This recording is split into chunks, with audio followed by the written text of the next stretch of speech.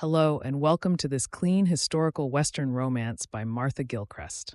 It's great to have you with us. Before we begin, be sure to hit the subscribe button, give this audiobook a thumbs up, and share it with friends. Supporting us in this simple way allows us to share more heartwarming romance stories with you for free.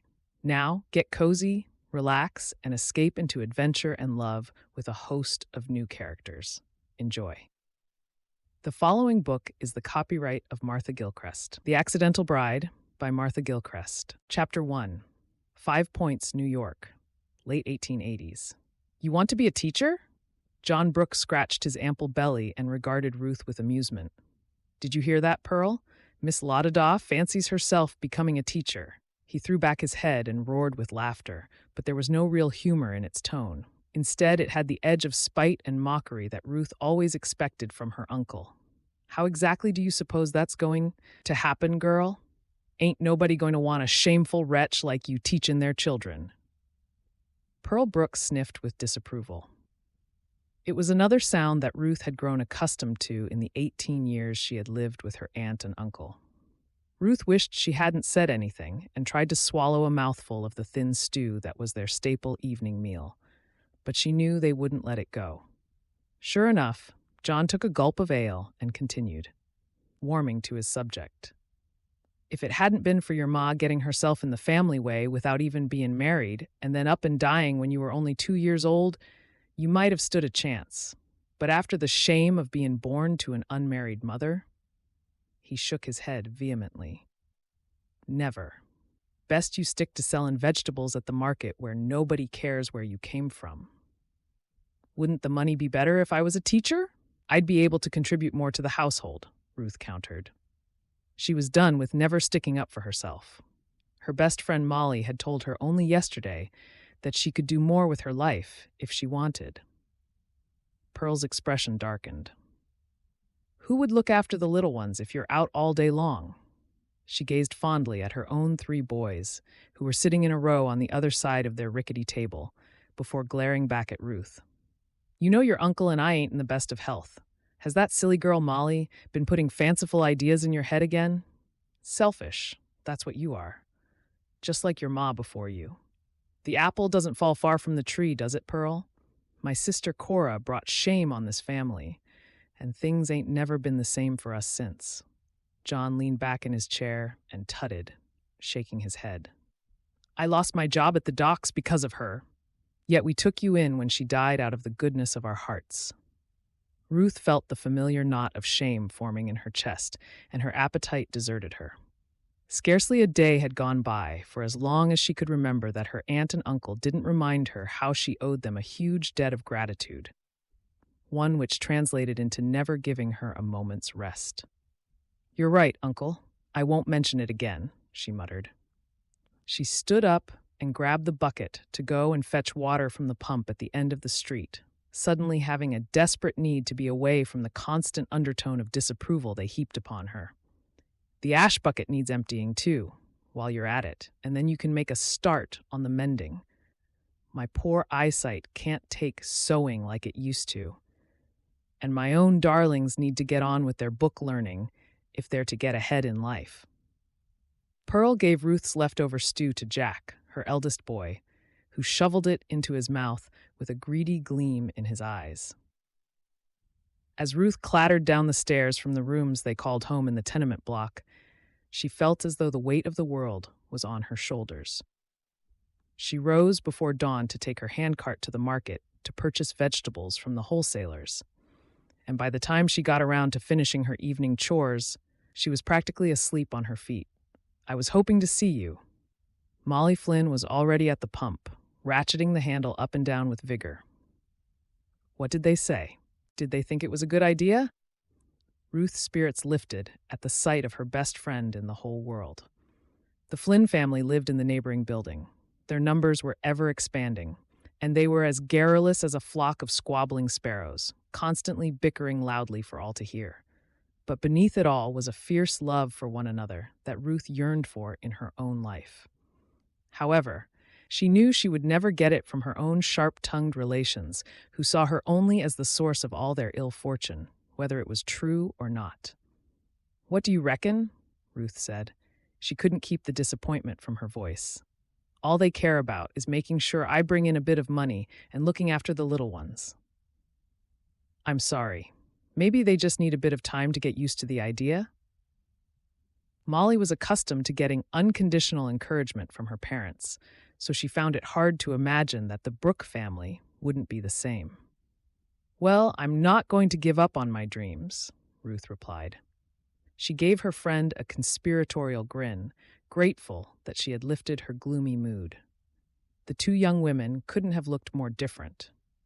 Molly's bright red hair and blue eyes were the same as the whole Flynn family's, courtesy of their Irish ancestry, whereas Ruth had lustrous chestnut-brown curls and dark eyes. Yet, in every other respect, Ruth felt as though Molly was the sister she had always wished for.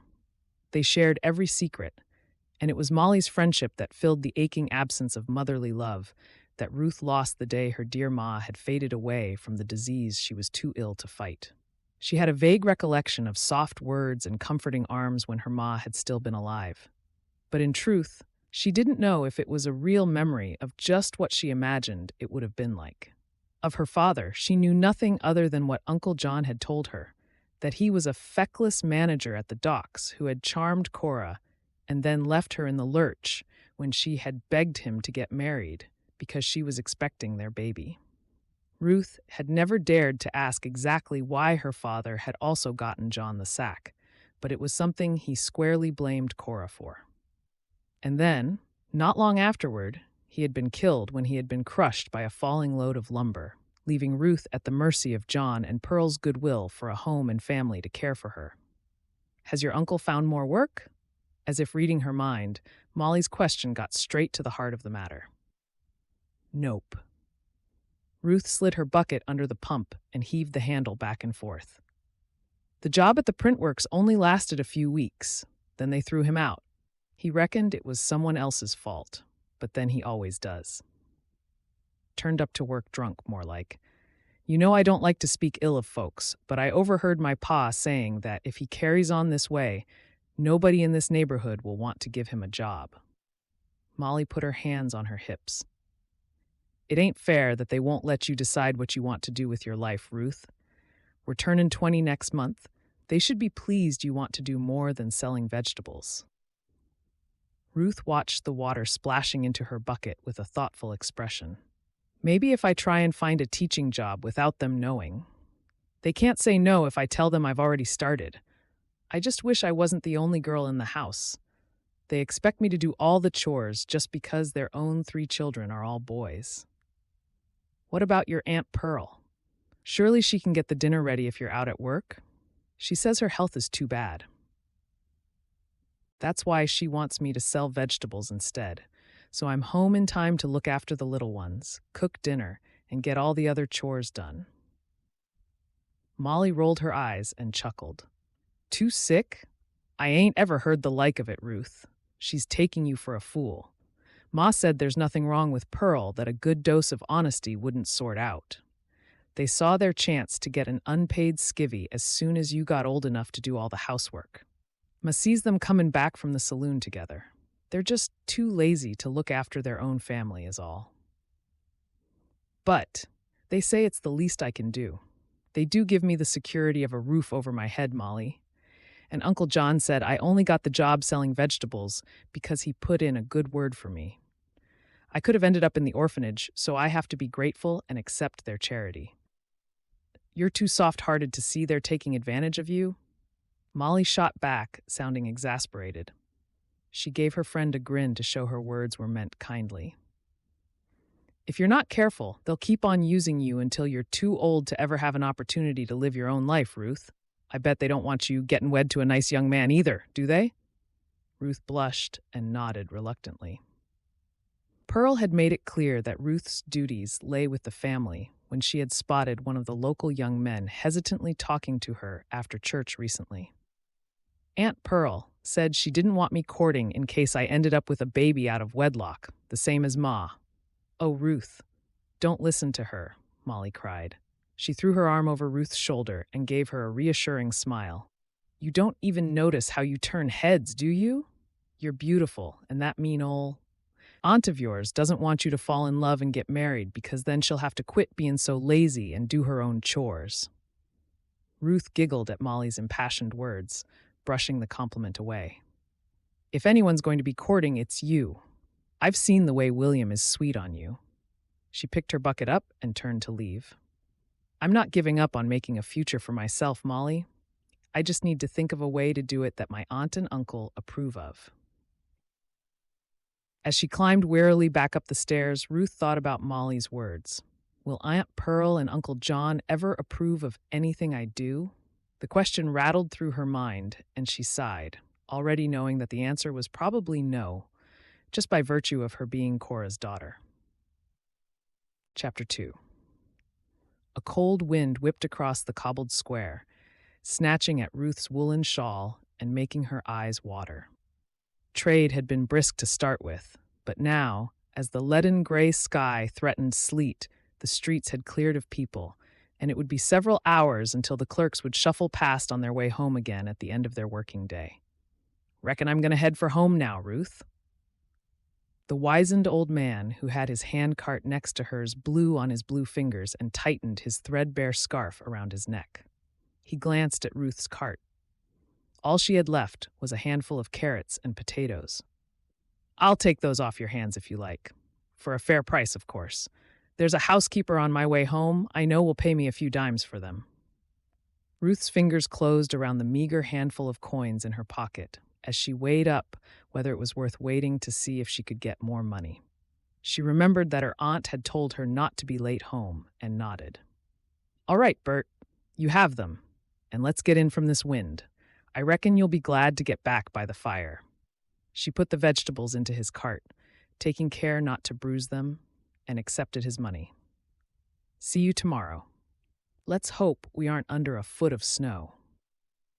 Ruth parked her handcart in the warehouse where she left it overnight and trudged through the streets, hoping that Pearl would let her at least warm up with a cup of coffee for a few minutes next to the fire before nagging her to start the chores. Although it was nearly time for the spring buds to be unfurling, it felt unseasonably cold, and she could hardly feel her feet through the thin soles of her boots. She lowered her head and tramped along the street, letting herself imagine that it was a warm summer's day instead. Passing the public library, she noticed the librarian was just finishing a display of some new books and pictures in the window to try and attract passers-by. Ruth paused and peered at them, wishing she had time to sit inside for an hour and leaf through the one that displayed copperplate images of far-off lands in the west of the country. The image of rolling hills and orchards with trees covered in blossom was the one she liked the most. Compared to the dreary surroundings of 5 Points, where everything looked like sepia tones of gray and brown, the pictures seemed to leap out at her with bright colors and promises of an idyllic life. "Out of my way, girl." A tradesman elbowed his way past her, lugging an unwieldy box. "You're blocking the road, gawping like a fish. What do you want to be doing that for?" "Sorry," Ruth muttered. She glanced up at the sound of the church bells chiming, realizing that she had better hurry home or incur Pearl's disapproval for being late. "Get out of here!"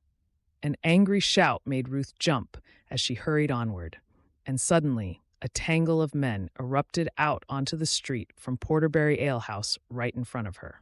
The thick-set barman stood with his arms folded across his burly chest as he barred the three of them from coming back inside. "I ain't standing for cheating and arguing in my establishment, gentlemen. You'll settle your differences outside, the old-fashioned way." Ruth winced as she heard punches and grunts before the smallest of the offenders jumped up and ran away. "Nobody cheats me at cards and gets away with it." One of the remaining 2 men stood up and placed his foot on the last man's back, pinning him face down on the ground. "Do you hear me, Mr. Brooke? I expect you to pay me back by the end of the week, or you'll regret it." "Uncle John?" Without thinking, Ruth sprang forward. "That's my uncle. Get off him, you brute." She pushed the man away, and he stumbled back, caught off guard. "Are you all right, Uncle?" As John sat up and tried to clear his whiskey-addled mind, the man stepped toward Ruth with a questioning look on his face. "Belongs to you, does he? You want to tell the silly fool not to try and mix with the proper men in this town. He thought I wouldn't even notice he was cheating me. Nobody does that to the leader of the Beaucourt gang and gets away with it. Don't listen to him, John mumbled beneath them. I ain't a cheat. Just had a run of bad luck on the cards is all. The man stepped closer still and grabbed Ruth's wrist in a firm grip. When he sobers up, tell him he owes Ned Malone. He let his gaze linger on Ruth's shapely figure for a moment, and then his face broke into a slow smile. He can either pay me in money, or perhaps I can take my pleasures in other ways. He didn't tell me he had a niece as beautiful as you. Ruth felt her stomach clench with fear as she looked into the man's cold, dark eyes. He'll get the money to you by the end of the week, sir. And I'm sure it was just a mistake, and it won't happen again. She wrenched her wrist free and bent down to help her uncle, who staggered to his feet, looking at her with bleary eyes. We'll see, Ned Malone replied with a chuckle. He's got a reputation for not paying his debts, but now I've met you, I'm not feeling so aggrieved. With one final lecherous grin, he tilted his hat to the back of his head and strolled away, whistling as though he didn't have a care in the world. What have you gotten yourself into? Ruth gave John her arm to lean on, and they stumbled toward home. You don't usually drink at the Porterbury, do you? Quit your nagging. It's none of your business, John replied, giving his niece a resentful look. I've got every right to drink wherever I choose. And if I like a game of cards now and again, what of it? Didn't you hear what he said? Ruth cried. He threatened to have his wicked way with me if you don't pay him back everything you owe him. Idle threats, I'm sure. John's pace got faster as he started to sober up, and he pulled his arm away from her. I don't think the leader of the Beaucourt gang would make idle threats. You know as well as I do that their reputation for ruling these streets with violence is not to be taken lightly. Ruth couldn't help letting her exasperation show in her voice. How much do you owe him anyway? John mumbled the amount with a defiant tilt of his chin, choosing to ignore Ruth's horrified expression. How on earth will you get that much money by the end of the week? Ruth demanded. She felt a shiver of fear as she recalled Ned's suggestion and the way he had looked at her. John stopped in his tracks and thrust his hand out. You can give me your takings from today, for starters, he snarled. If it weren't for your ma, I wouldn't be forced to gamble to try and earn a few coins, would I? His tone had turned to self-pity, and he took the coins from her with a resentful glare. You can't blame everything on Ma, not after all this time, Ruth said wearily. I'll see if I can sell a few more vegetables tomorrow, but it still won't be enough, even if I give you everything I earn this week. As they rounded the corner to walk past the theater on their way home, Ruth felt a pang of envy for the well-to-do folks dismounting from their gleaming carriages to attend the performance. What she wouldn't give to be on the arm of a handsome man, with nothing more to worry about than which gown to wear for a night out. She realized with a sickening jolt that her uncle would probably always demand her earnings. He had already lost all his money from his first week at the piano factory in one measly game of cards, and no doubt he would soon be given the sack anyway for being drunk. It was only a matter of time. But they're the only family I have left, and they've taken care of me for all these years. The familiar refrain drifted through Ruth's mind, and she felt disloyal for wishing she could escape from them. She sighed and gave her uncle a small smile. Let's see if we can ask him to wait a while. I'm sure I'll be able to get the money together soon enough if I work hard. John nodded absent-mindedly. He leaned against the wall to catch his breath and watched as a larger carriage pulled up in front of them. The couple who stepped down looked flustered, and their voices drifted over. It's not right, Gregory. I won't be made to look a fool. That wretched maid needs to go. I don't care whether she's been with you since your parents employed her or not. I certainly don't owe her anything. The well-dressed woman shook her husband's hand off her arm and flounced away, hurrying up the steps into the theater. Come back, Deirdre. You know I only want you to be happy. As the man bounded after his wife, a pouch of coins fell from his pocket, landing next to the wheels of the carriage. Get over there, Ruth. Pick up that money and fetch it back. Quick, before he notices. John gave Ruth a sharp jab and jerked his head toward the carriage. I can't do that. It's stealing. Ruth looked at him aghast. John's lip curled in contempt. Since when do I care about that? Either you get that money now, or I'll tell Ned Malone he can have you as payment instead. He jabbed her in the chest with a pointed finger again. It's your choice, Ruth, but trust me, Ned ain't a good man. He gave her a sour smile. What are you waiting for? Ruth gulped. Her mind was spinning with fear, and she grappled momentarily with her conscience, wondering if there was another way, before realizing that she had no choice if she was to save herself from Ned Malone's unwelcome attentions. Before she had a chance to change her mind, she sidled toward the carriage.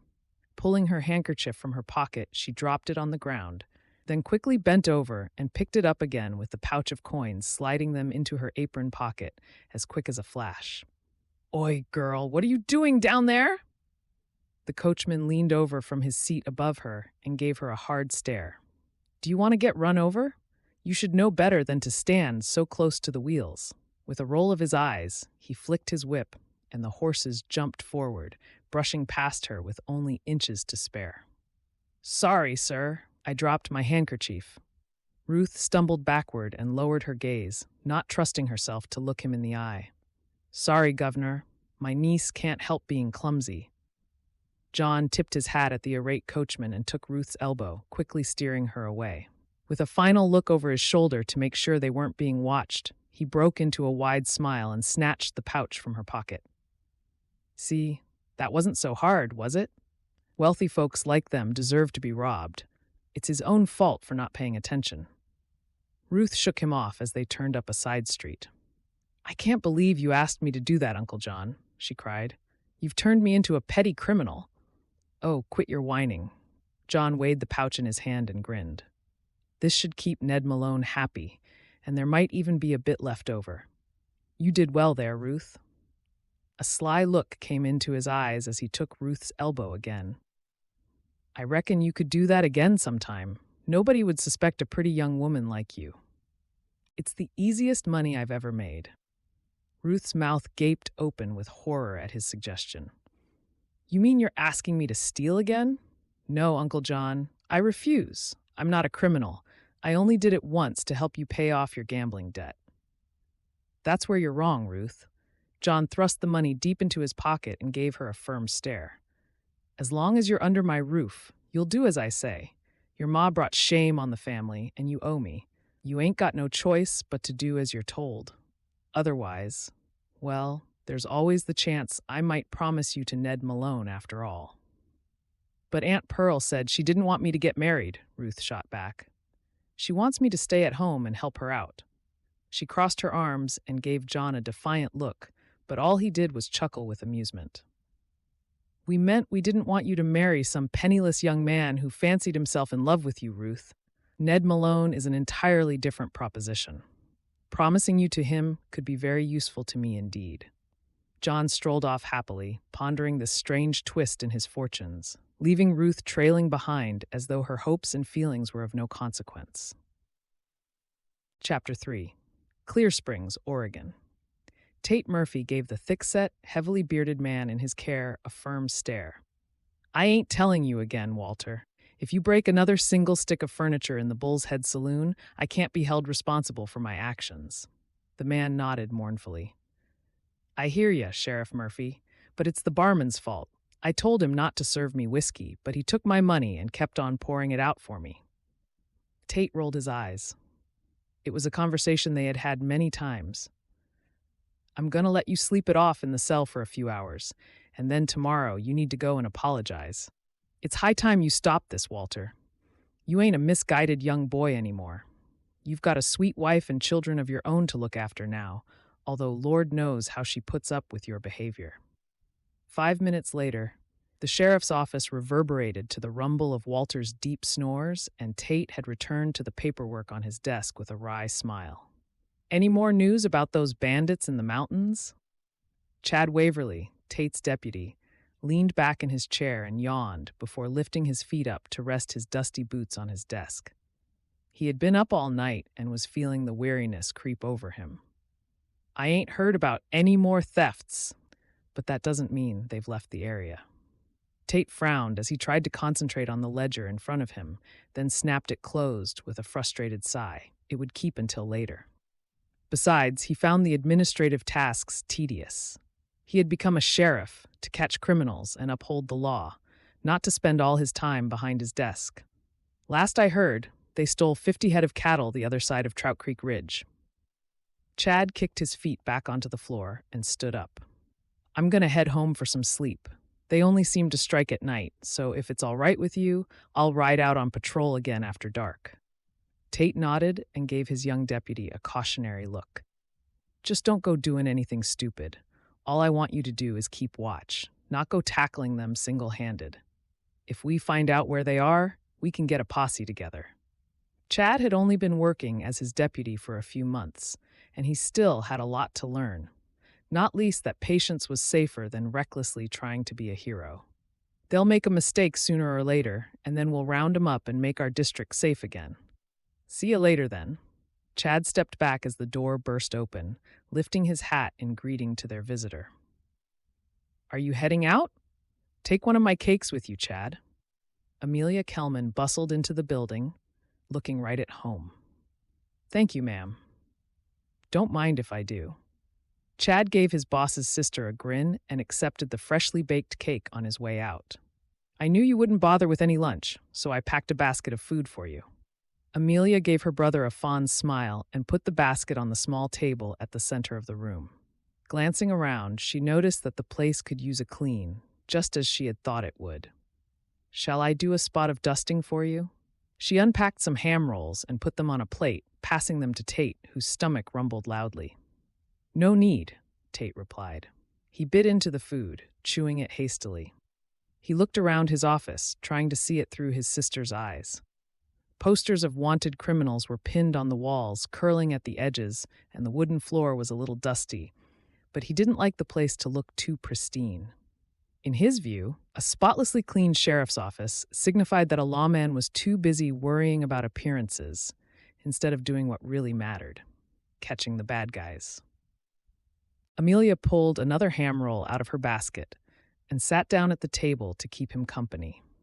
Now that she was almost 9 months pregnant with her second child, she found herself getting more tired and needing to eat more to keep her energy up, but she was determined not to let Tate look too much like a confirmed bachelor. It won't take me but a minute to flick a duster around. You want to make a good first impression, don't you? She raised one eyebrow and gave him a sidelong look of amusement.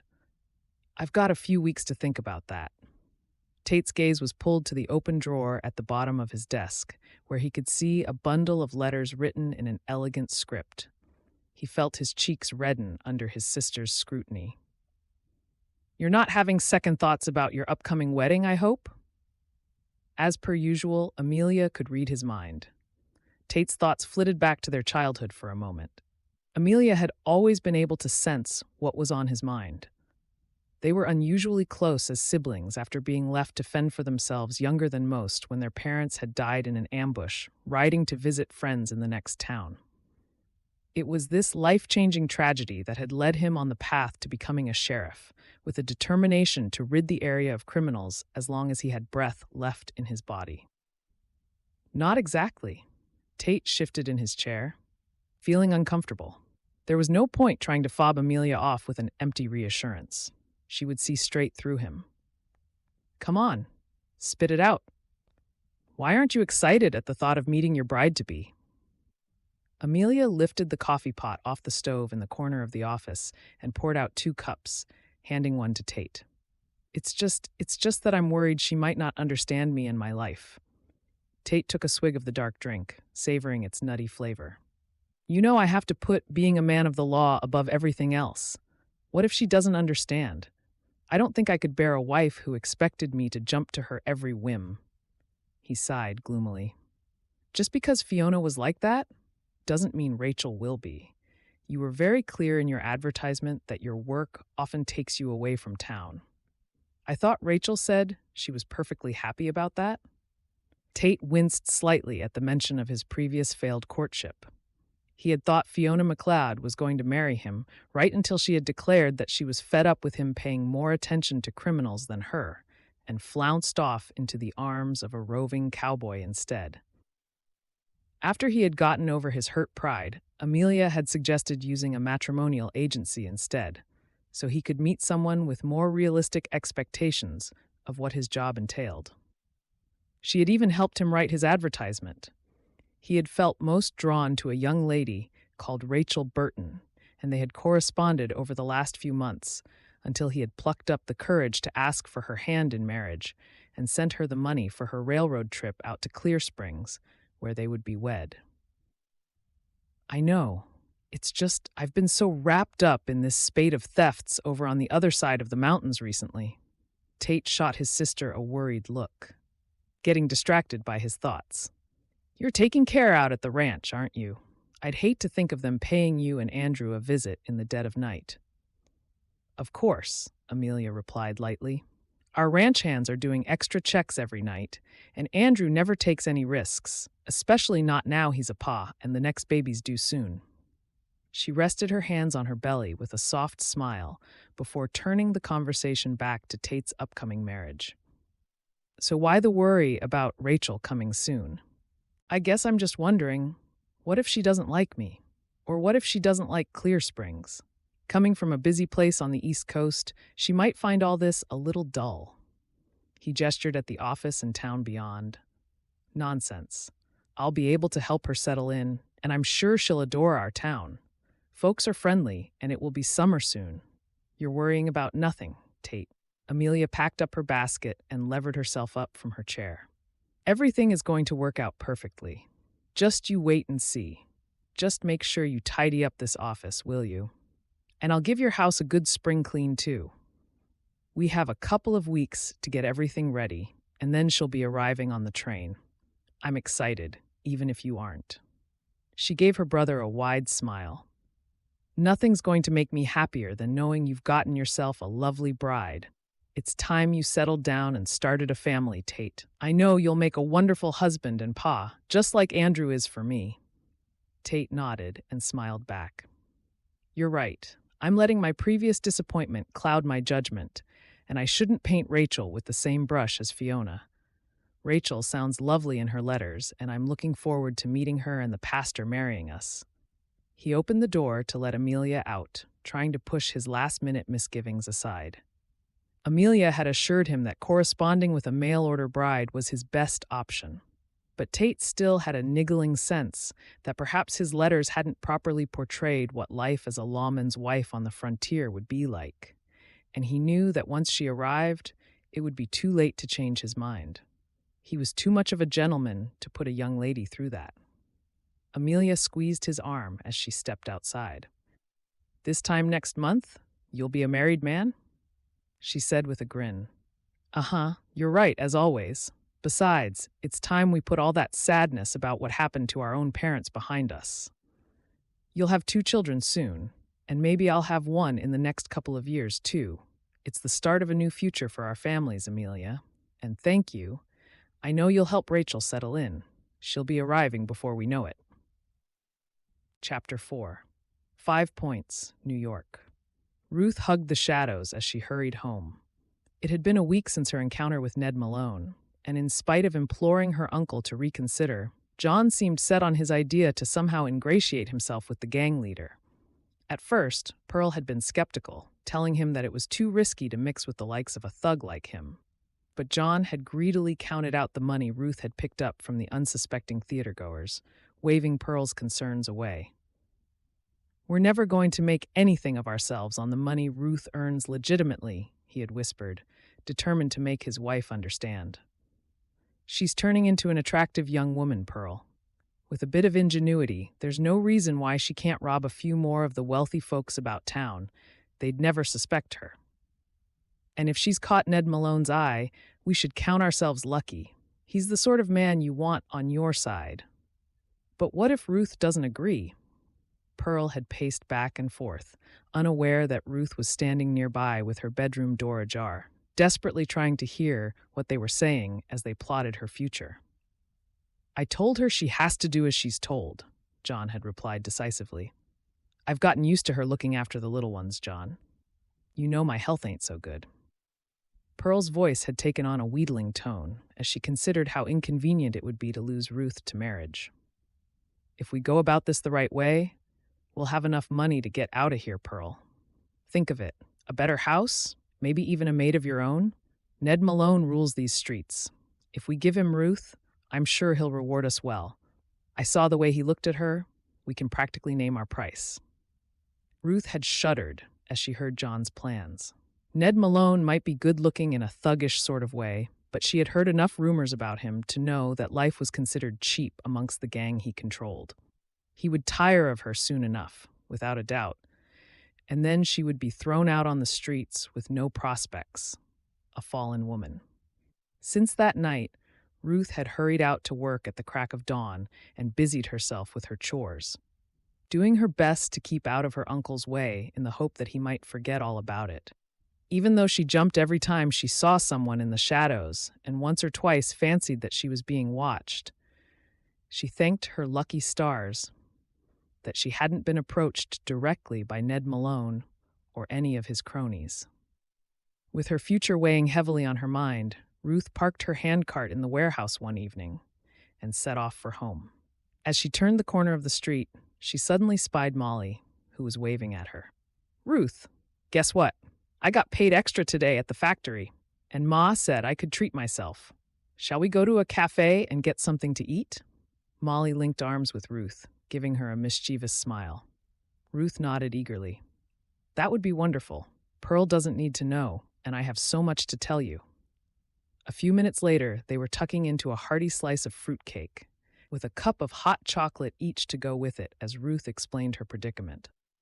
"I don't know what to do, Molly. I keep wishing it would all just go away.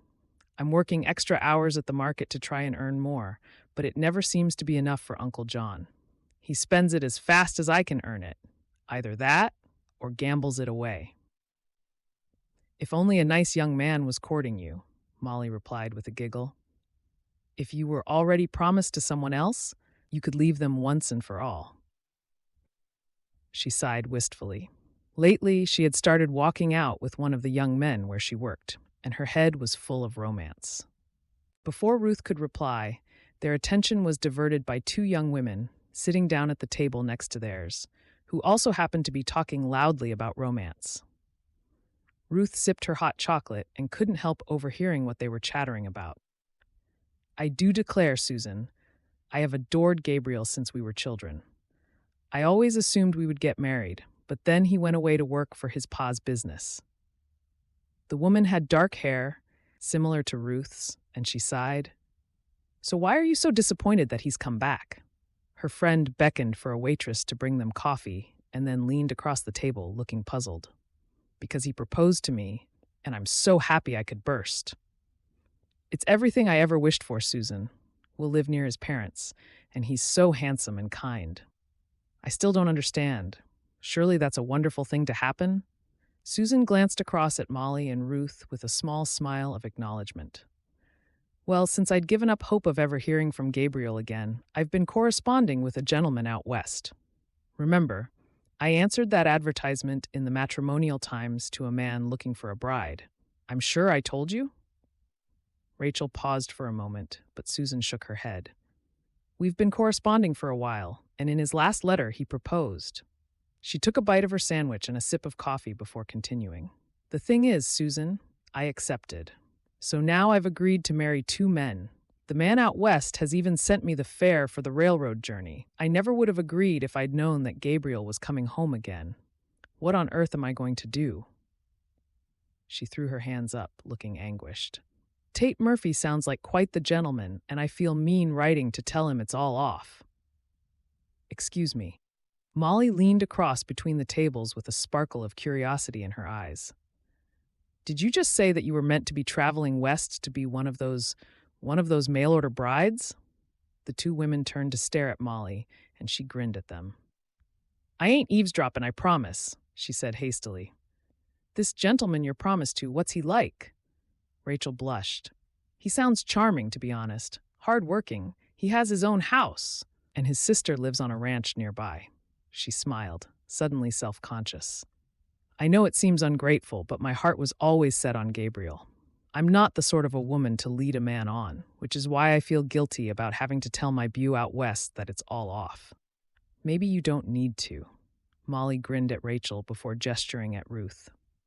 My friend here is in a terrible situation, thanks to her aunt and uncle, who treat her like a skivvy and don't care a jot for her happiness.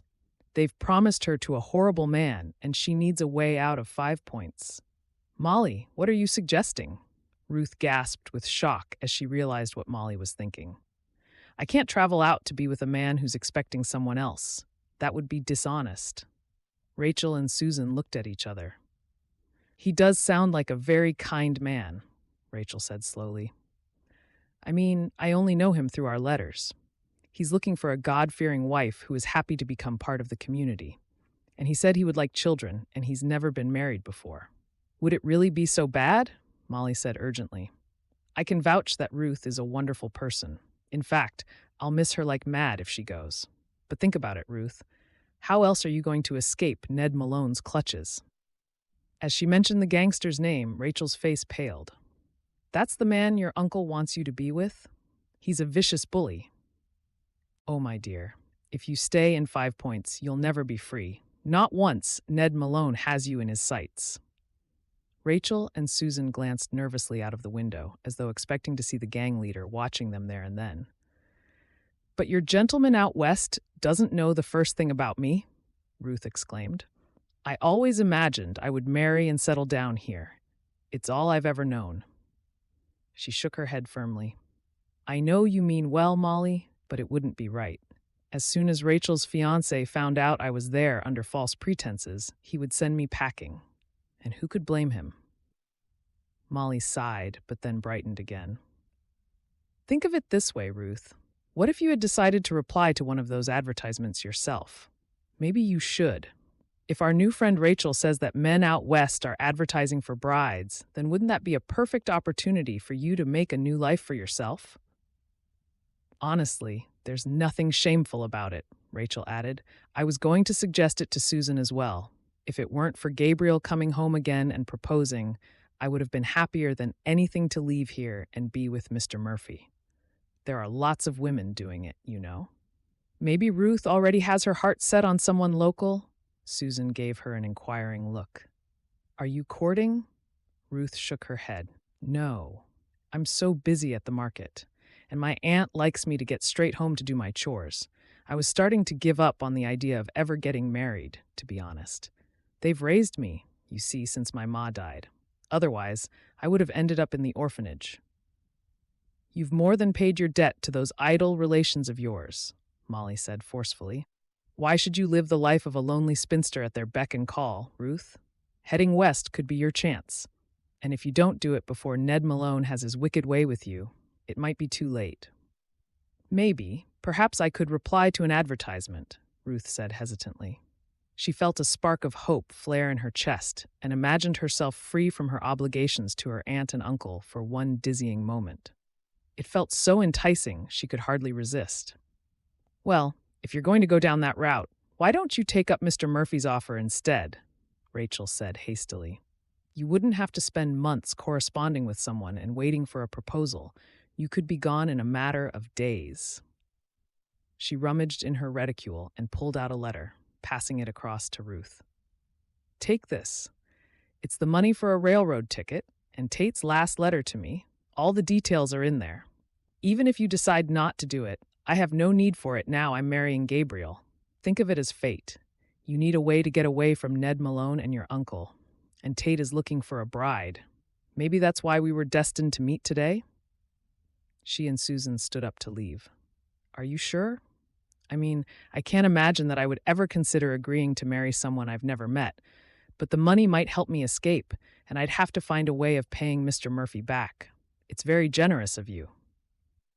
Ruth felt tears pool in her eyes at this stranger's kindness, although Rachel felt almost like a friend now, even after such a short encounter. Take it, Rachel said, bending to give her a hug. Why not go to Clearserpings anyway? I'm sure you'd find work there. It sounds like a thriving town, and you could explain everything to Tate and pay the fare back to him, as you say. I'll write him and explain that I'm not coming after all. It's not as if you'd be deceiving him. Not really. As long as you pay the money back, it's just like a loan. If he's going to be cross with anyone about it, it would be me. But as I said, I'll explain it all in a letter to him." Ruth nodded and tucked the letter into her pocket as she watched them leave before sighing deeply. "I'm still not sure about this, Molly. I'm probably just going to send this back to Mr. Murphy," she added firmly. "I'm not a dishonest person, and it wouldn't be right to use his money this way. He deserves to have the woman he's expecting, not me. And as for just using his money to make my escape, even if I pay it back, it's not as if he's agreed to it, is it?" "I just don't want to see you getting hurt, Ruth," Molly sighed. She was determined to help her friend, and this had seemed like a dream come true, but Ruth was a woman of morals. "Let's just hope that Ned Malone has forgotten all about you." "I reckon he must have," Ruth said, more cheerfully than she felt. The chance of a new life out west had sparked something inside of her, and she decided to go to the library to see if she could borrow a copy of the Matrimonial Times at the earliest opportunity. Chapter 5. 5 Points, New York. "Where have you been? You're late home." Pearl's words were laced with anger rather than concern. "The little ones are hungry, the ash bucket needs emptying, and dinner ain't going to cook itself." She glared at Ruth, full of indignation. "Sorry, Aunt Pearl. I met Molly on the way home, and we got talking." Ruth didn't want to admit to visiting a cafe and blushed, wondering if the omission was written on her face. "Talkin', huh? I don't like you spending time with her. She fills your head with nonsense, and her parents look down on us, I'm sure of it. They're busybodies, both of them, always suggesting John should be working harder. Don't they even realize how difficult things are for us?"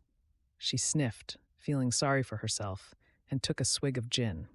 "I've got a good mind to stop you from seeing Molly anymore. It ain't good for you." Ruth felt her heart sink. Molly was her best friend, and she couldn't bear the thought of losing their friendship just because Pearl resented every moment she spent not working. "That's not fair," she blurted out, unable to stop herself. "She's the only friend I have."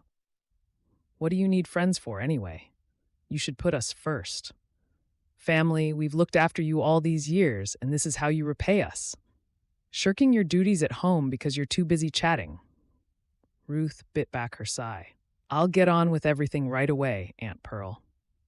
Suddenly, the door burst open, and John came in, rubbing his hands together. "You're home," he cried, looking at Ruth. "I've been out looking for you."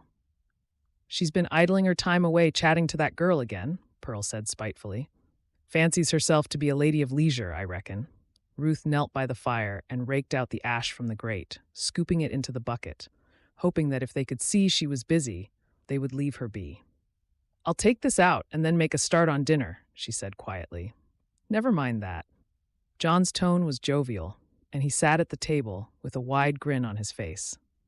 "It's a good thing I went looking for you because I happened to bump into Ned Malone." He winked at Pearl and rubbed his hands together again. "I was worried he'd forgotten about you, Ruth, but it turns out he's been distracted by some business down at the docks these last few days." "Well, what did he say?" Pearl asked eagerly. "Has he agreed to what we talked about?" John stood up again and bowed to his wife with a flourish. "He certainly has, my love. He wishes to make our dear Ruth his wife at the earliest opportunity, and in return, he promised to give me a job as a debt collector. He thinks I'll fit right in with the gang." "Oh, John, what a happy day." Pearl jumped up and kissed her husband on the cheek. "Not only that, he said that if he's pleased with Ruth, he might be able to give us one of his houses in a nicer neighborhood at a very reasonable rent. It's our ticket out of this stinking tenement, Pearl. See, I told you I'd get everything sorted out." John puffed his chest out in a self-congratulatory way and beamed at them all. "Don't just stand there with your mouth open. Ain't you going to thank your uncle for making such a good match for you?" Pearl stared at Ruth, waiting for an answer. I don't want to marry Ned Malone," Ruth said in a small voice. "I've heard terrible things about him. He's a horrible man, and I'm sure it won't last. And then what will become of me?" She felt her hands start to tremble as she saw her uncle's expression darken with anger. "Stop. I won't hear another word from you." John's fists bunched by his side, and Ruth stumbled backward, knocking the bucket of ash over on the floor. You ungrateful wretch. I've agreed to everything with Mr. Malone, and if you think for one moment I'm going to go back on my word with a man like him—" His face turned scarlet as he thought about what might happen if he crossed the gang leader. "But it's my life you're discussing. Don't I have any say in it?" Ruth knew she sounded desperate, but she was past caring. "I'm your guardian, and you'll do as I say." John thumped the table to underline his point. "Next Monday is when he's arranged the wedding. It will be a small affair." He slapped a handful of coins in front of Pearl. "We'd better give her a decent gown to wear. We don't want him changing his mind." "Of course, dear." Pearl pocketed the money quickly. "We'll go and look for something suitable tomorrow, Ruth. After you've finished at the market, of course." Ruth didn't sleep a wink that night. She lay in her narrow bed with her eyes wide open, slowly coming to the realization that if she didn't leave in the morning, it would be too late, just as Molly had warned her. Her mind darted back and forth like a trapped butterfly behind a window. She wondered whether she could sneak away and ask to live with Molly's family, but quickly dismissed the idea. As long as she remained in 5 Points, her uncle wouldn't rest until he found her and secured her marriage to Mr. Malone. As the dark sky outside gradually began to turn paler at the approach of dawn, Ruth came to a decision. Even though it went against every value she held dear, to be kind and honest, the sort of person she imagined her ma would have wanted her to become. Her back was against the wall. Easing herself out of bed, she hastily dressed and then stuffed her small carpet bag with the few belongings that were her own: a couple of hard-wearing dresses, her hairbrush, several books, and her wash things. She reached under her pillow and pulled out a small brooch. Her fingers traced the interwoven love hearts on it, and she quickly pinned it to her dress. It was the only thing of her mother's that she possessed, and she felt a surge of courage, buoyed up by the thought of her dear mama. Finally, she reached under her lumpy mattress and felt for the letter Rachel had given her the day before. Her fingers closed around the envelope, and she swiftly tucked it into her reticule, which she then hid under her longest shawl. "I know what I'm doing is dishonest, Ma, and if there was any other way, I would take it." She whispered her thoughts into the silence and touched the brooch again for good luck. "I'll make things right in the end, Ma. I promise." Tiptoeing out of her room, Ruth tilted her head to listen. Her aunt and uncle were so used to her going to the market at daybreak that as long as she could leave without them seeing she had her bag, they would think nothing of it. With one final glance around the place, which had been her home for as long as she could remember, Ruth creaked the door open and let herself out, hurrying down the stairs as fast as she could. She ran out of the tenement building and across the cobbles until she was outside the Flynn's house. The candle in Molly's window was already lit, so Ruth threw a handful of pebbles against the glass in the time-honored way they had always done. A second later, Molly's head appeared above her. It was just light enough for Ruth to see her exuberant red curls and the mischievous grin on her friend's face. "Are you going?" Molly whispered. Ruth nodded, not trusting herself to speak. She could already feel tears welling up at the thought of leaving her friend behind. "Wait there." Molly's head disappeared, and a moment later, she appeared from the shadow of the stairwell. "I ain't letting you go without a hug." She threw her arms around Ruth and clasped her tightly, dashing the tears from her eyes. "I'll miss you, but you're doing the right thing, and you know you can trust me. I won't utter a word to Pearl and John." "Are you sure I'm not making a terrible mistake?" Ruth's voice sounded muffled against Molly's hair, and she clung to her for a moment longer. "I wish you were coming with me, Molly. I really do." Molly stood back and held Ruth at arm's length. "Write me as soon as you get settled and tell me all about it. Who knows, if things don't work out here, I might just follow in your footsteps, although I would miss my family something terrible." She planted a kiss on Ruth's cheek and hugged her again. "Now get on your way. You've got a train to catch, and you don't want to miss it. Go west and be happy, Ruth. You deserve it." Choking back her tears, Ruth nodded again. "I promise I'll write really soon. Don't forget about me, will you?" Molly gave her a gentle push. "Never. And who's to say we won't see each other again? that Mr. Murphy might be just the man you're looking for, and if he's got an ounce of sense, he'll realize what a wonderful wife you'll make." Ruth hitched her bag higher on her arm and glanced nervously back over her shoulder, seeing a glimmer of lamplight in the kitchen she had just left. With one last smile at Molly, she melted away into the shadows. The last thing she wanted was for Uncle John to come looking for her, not when her escape to freedom was so close. Chapter 6. On the Railroad. Ruth felt the darkness closing in around her as the sound of running footsteps got closer. The breath rasped in her throat, and she tried to cry out, but it was no good. Ned Malone's hand was on her shoulder, and he was shaking her, determined to make her his wife, even though she was pleading for him to leave her alone. "Sorry, ma'am." Ruth felt the shaking on her shoulder again, and she gasped with fear as her eyes jerked open. She found herself looking up at the kindly face of the conductor and felt a wave of relief crash over her. It had just been a bad dream. "I said, 'Sorry, ma'am. We hit a rough bit of railroad track, and I stumbled and bumped into you." The conductor chuckled. "You'd think after all this time I'd be fine, but it still catches me unawares sometimes." Ruth smiled weakly up at him, still in that disconcerting state of her dream feeling real. No need to apologize. She watched him walking onward and then turned to look out of the window at the wide-open landscape. The steam from the engine billowed past, and its acrid burning smell filled the carriage, but she didn't care. It was enough that she was no longer in 5 Points. "Pretty out there, ain't it?" The young woman sitting opposite her grinned. "I ain't never seen so much space in all my days. I can't wait for my children to be able to play outside safely."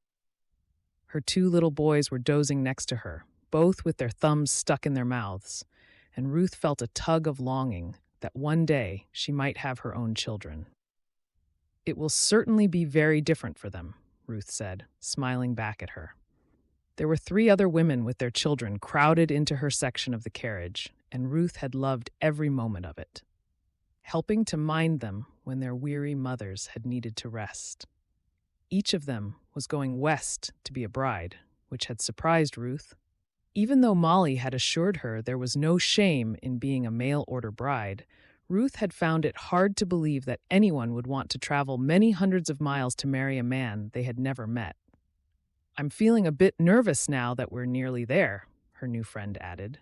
She spoke in a low voice so as not to wake her sons, and the 2 other women nodded their agreement. "If I hadn't been widowed, I would never even have thought of doing this, but it's hard raising a family without their pa. My new gentleman friend works at the lumber yard, and he needed someone to look after his children since his first wife died." The plump woman sitting in the corner dabbed a handkerchief at her eyes. "2 lonely folks getting together. Some of my friends back home warned me not to do this, but I reckon it was the Lord's will. I never even purchased the Matrimonial Times. It was only because my neighbor gave me a copy when she knew I couldn't pay the rent, and his advertisement caught my eye." The 4th woman, whose name was Nola, gave Ruth an encouraging smile. "What's your story? You look too young to be widowed. I hope you don't mind me saying, but you looked troubled when you were dreaming just now." "Oh, I needed to get away. My friend recommended doing this." Ruth felt the blood rise to her cheeks as she stuttered her reply, and the woman gave her a sympathetic look. "Don't worry, dear. You wouldn't be the first young woman who needed to have a fresh start somewhere new." Before Ruth could reply, 2 of the children started squabbling, and the conversation moved on, much to her relief. She had been wrestling with her conscience ever since the train had chugged its way out of the station, and the familiar skyline of her old life had receded into the distance and then vanished from her view to be replaced by the ever-changing scenery of the landscape as they traveled west. What's he going to be like? Should I tell him that I'm not Rachel as soon as I arrive?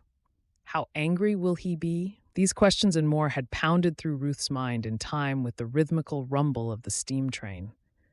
But almost a week after leaving 5 Points, she still didn't know what the answers were. Part of her wondered whether she had it within her to become Rachel. The idea of being someone completely different, with a handsome husband awaiting her, was appealing. She could leave all her worries about Ned Malone behind, as well as the slippery slope of stealing for a living that she had found herself on. What would Ma have wanted me to do?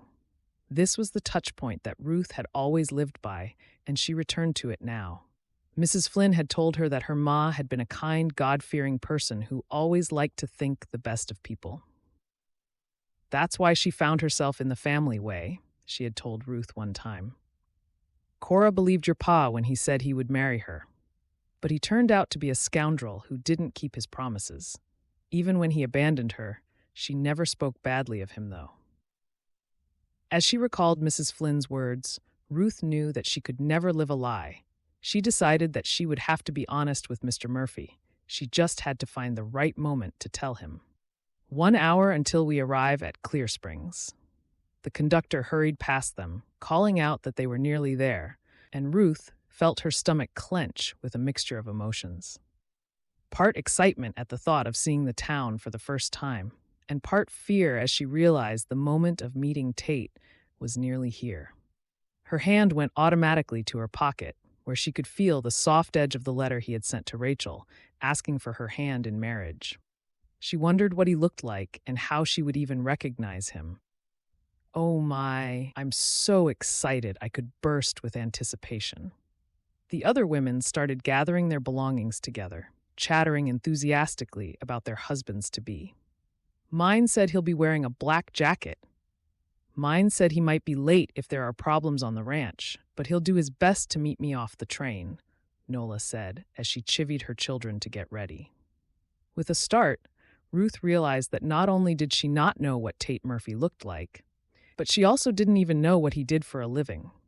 Rachel had spoken of his kind nature and the fact that he worked hard, but not what his job was. She wondered whether he was a rancher or worked in town. As the final hour of their journey passed, it was all Ruth could do not to blurt out to the other women that she was a fraud. Her heart hammered under her ribs, and she tried to take deep breaths to steady her nerves, but it was to no avail. She resorted to prayer, hoping that somehow the Lord might be on her side in spite of her deception. Lord, please forgive me for coming here under a falsehood, and please guide me to have the courage to do what is right now that I've come this far. As the landscape raced past outside and the first buildings of Clear Springs town came into view, Ruth finally felt a glimmer of peace, as though God had heard her prayer. There was nothing more she could do now, apart from trust that he would help her through the situation. With a flurry of activity, and amidst much screeching of brakes and hooting of the horn, the train gradually slowed and finally came to a juddering halt at Clear Springs Station. The other women scrambled to marshal their children and belongings, promising to stay in touch, and Ruth felt a momentary sense of homesickness as she left the sanctuary of the carriage. Stepping down onto the wooden platform, she hitched her bag onto her arm and squared her shoulders. I can do this, Ma. It's going to be all right. She touched her brooch and whispered the words to herself, trying to summon some courage. There he is. One of the women squealed with excitement and ran toward a man who was striding down the platform. He laughed and welcomed her with open arms, making Ruth smile. The air of excitement was infectious, making her wonder whether Tate might happily forgive her transgression after all. Gradually, people drifted away, and Ruth suddenly saw a tall, broad-shouldered man step out of the shadows. His hat was low over his eyes, and the sun glinted on the points of his sheriff's badge. Ruth stopped in her tracks and felt her mouth go dry as his clear, blue-eyed stare raked across the remaining women on the platform. I've been found out.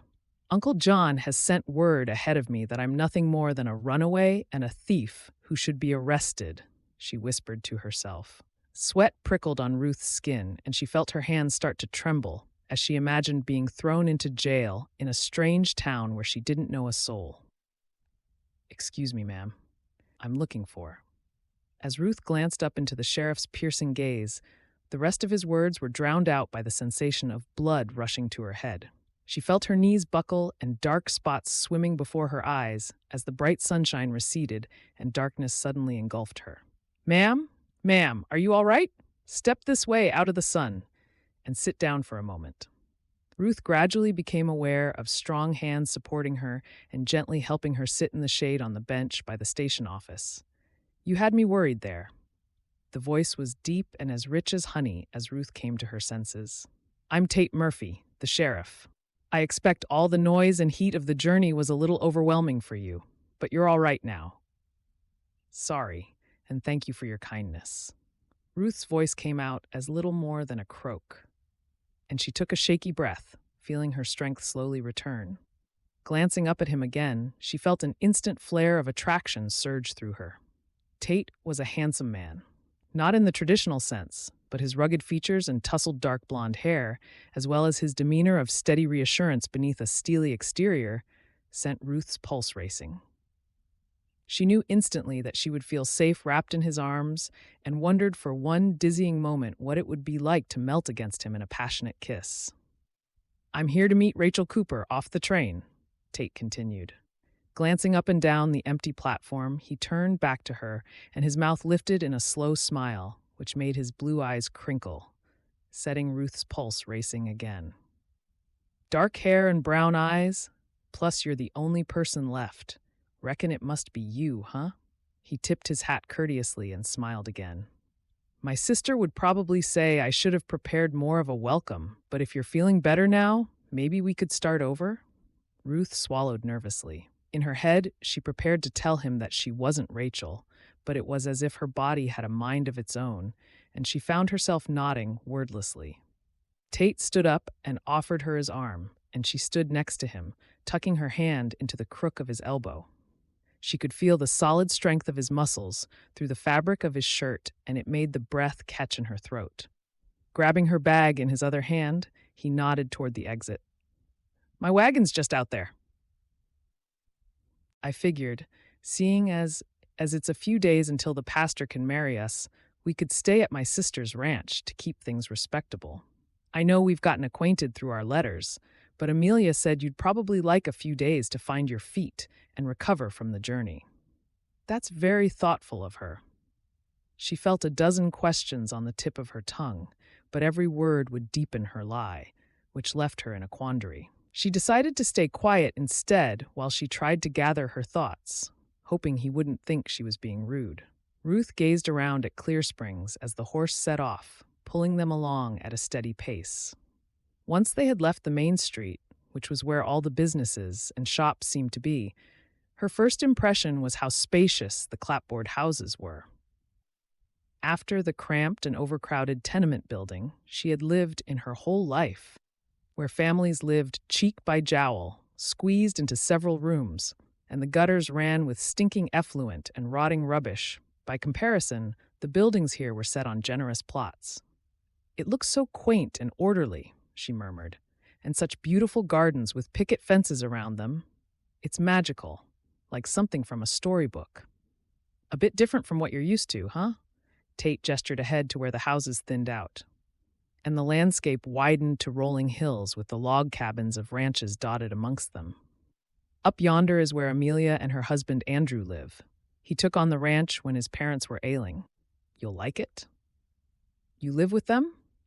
Ruth felt nervous asking questions, but couldn't resist. She wanted to know everything about Tate, and wished with all her heart it was her he had been corresponding with.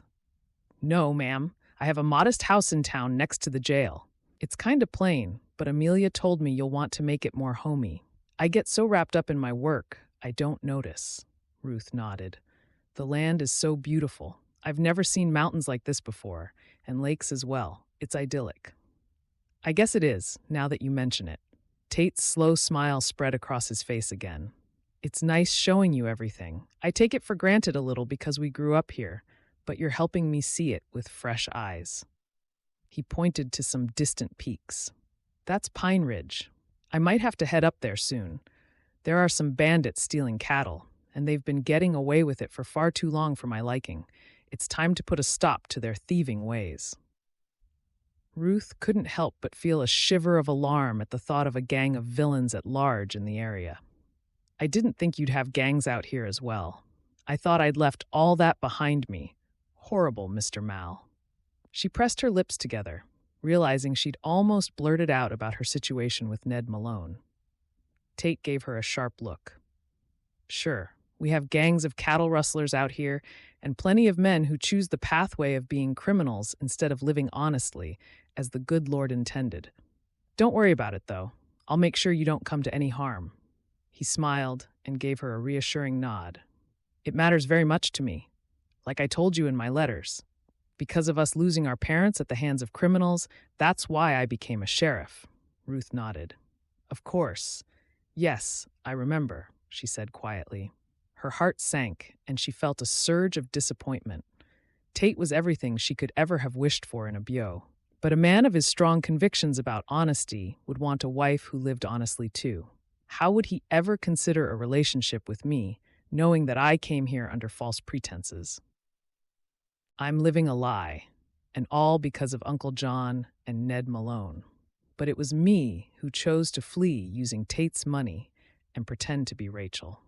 The thoughts churned through Ruth's mind as they rumbled up the track to the ranch homestead, feeling like a bucket of icy water dousing any dreams of this handsome man seeing the good in her. She found herself fervently wishing with all her heart that she had been honest from the outset. I only have myself to blame. Please help me, Lord.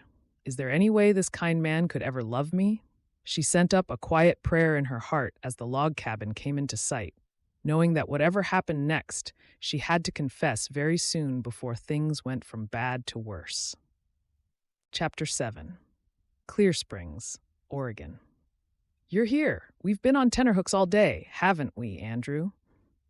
No sooner had Tate jumped down from the wagon to tie up the horse than the door of the log cabin flew open, and a woman came waddling out onto the generously proportioned veranda. I'd run and help, but as you can see, this baby probably wouldn't appreciate it. I'm due to give birth any day now if I'm reading the signs right. The woman chuckled, gesturing at the large swell of her belly under her apron. She looked so similar to Tate that Ruth would have known they were related in an instant. I'm Amelia, Tate's sister. She gave Ruth a broad smile. Good to meet you, ma'am. Andrew stood protectively next to his wife and lifted his hat in greeting before wiping his hands on a rag. They were ingrained with dirt, and he gave them a rueful look. I won't shake your hand, he said with a smile. You must come in, Rachel. I've prepared a room for you, and I can't wait to hear all about your journey and what it's like on the East Coast. Thank you.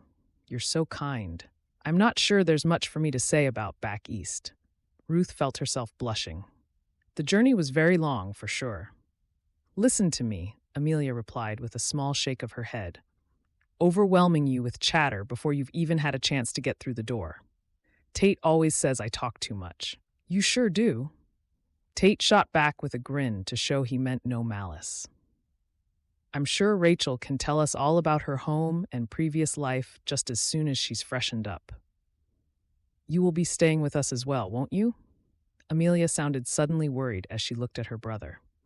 Tate's devoted to his work, she said to Ruth, but I told him Chad could take care of things for a couple of days so you both have a chance to get better acquainted.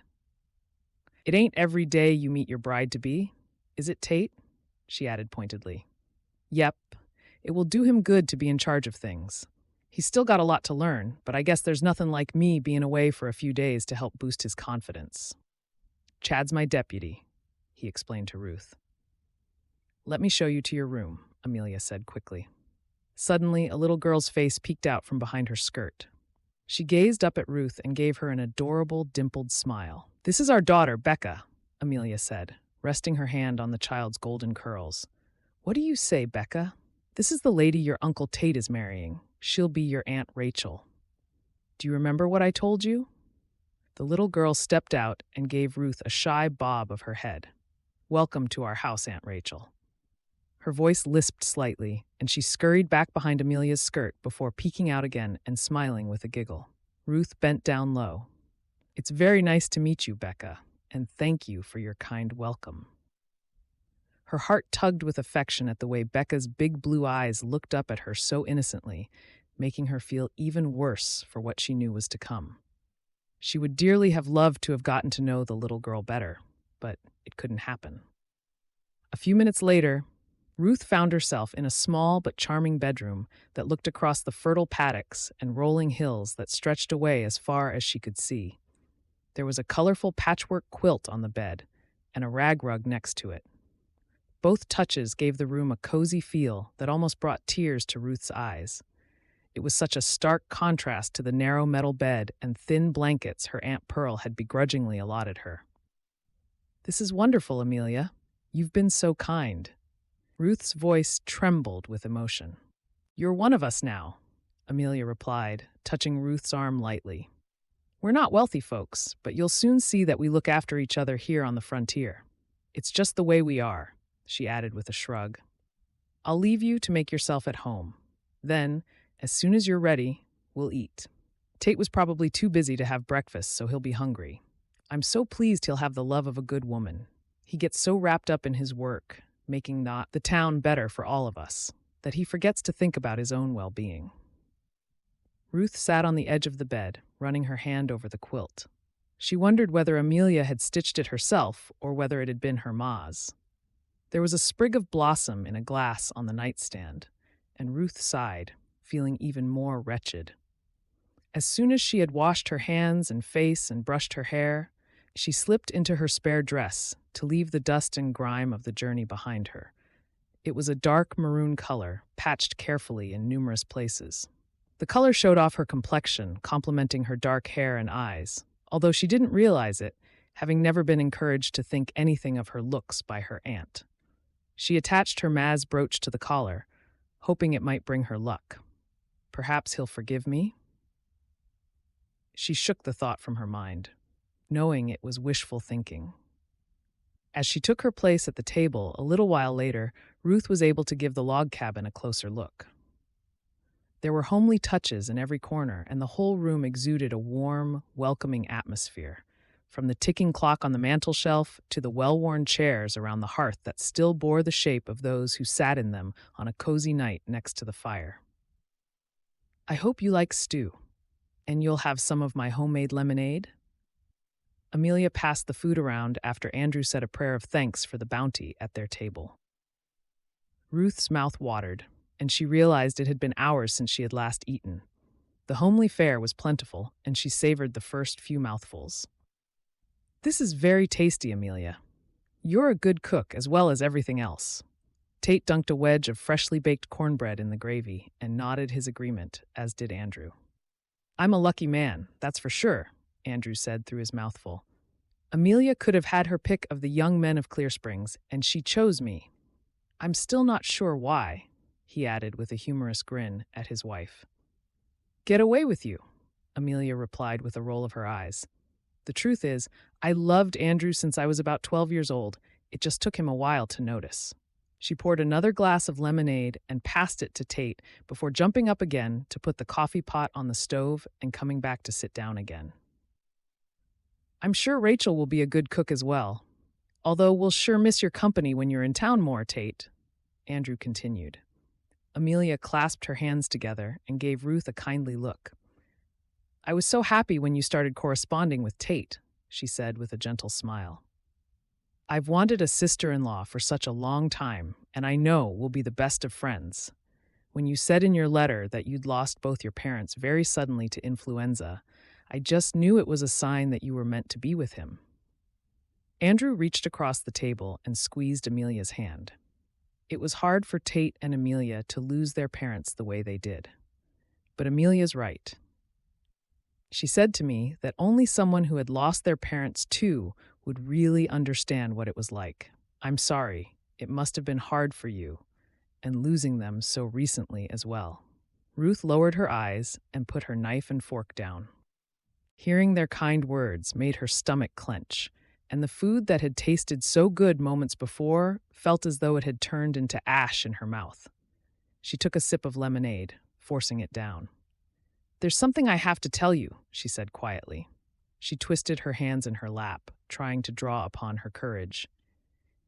"You don't have to tell us anything, dear," Amelia interjected.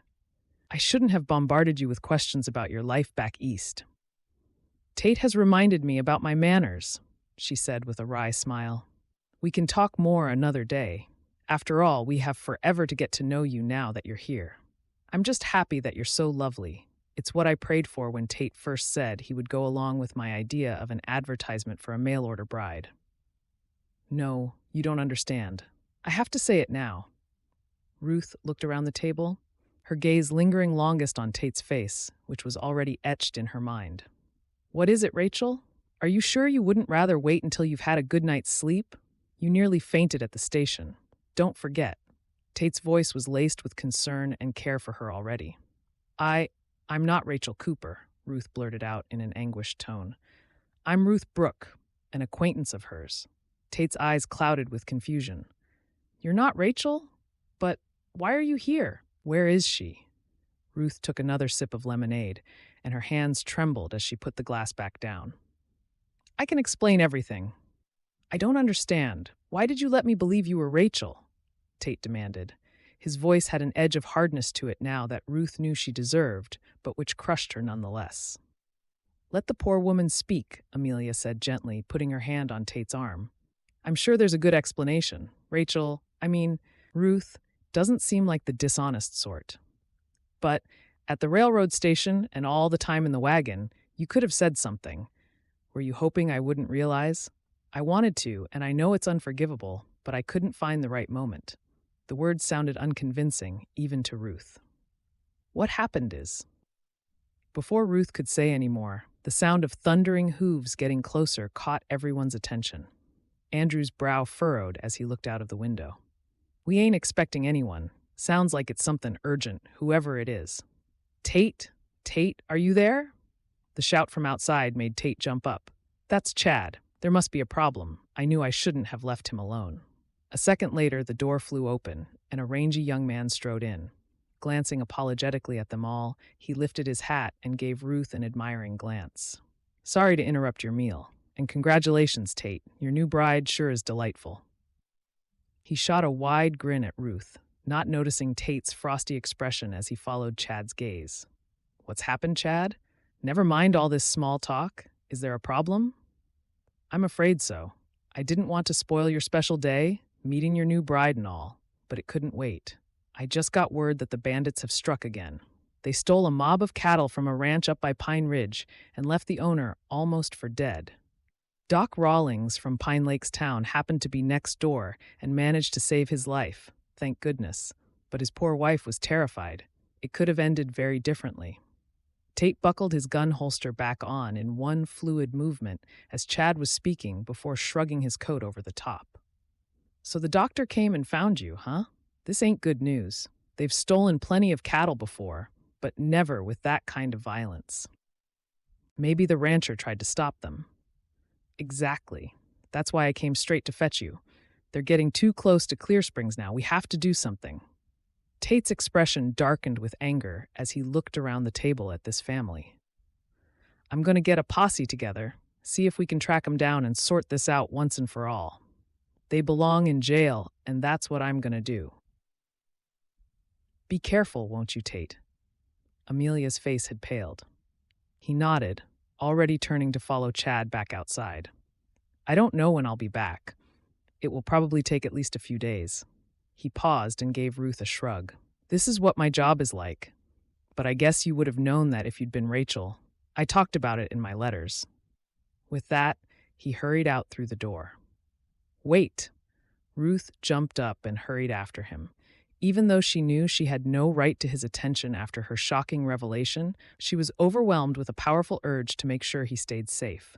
She ran down the steps, reaching him just as he was quickly saddling his horse. Tate, wait. Will you and Chad be all right? Please don't take any risks and put your life in danger. I don't think I could bear it if something bad happened to you.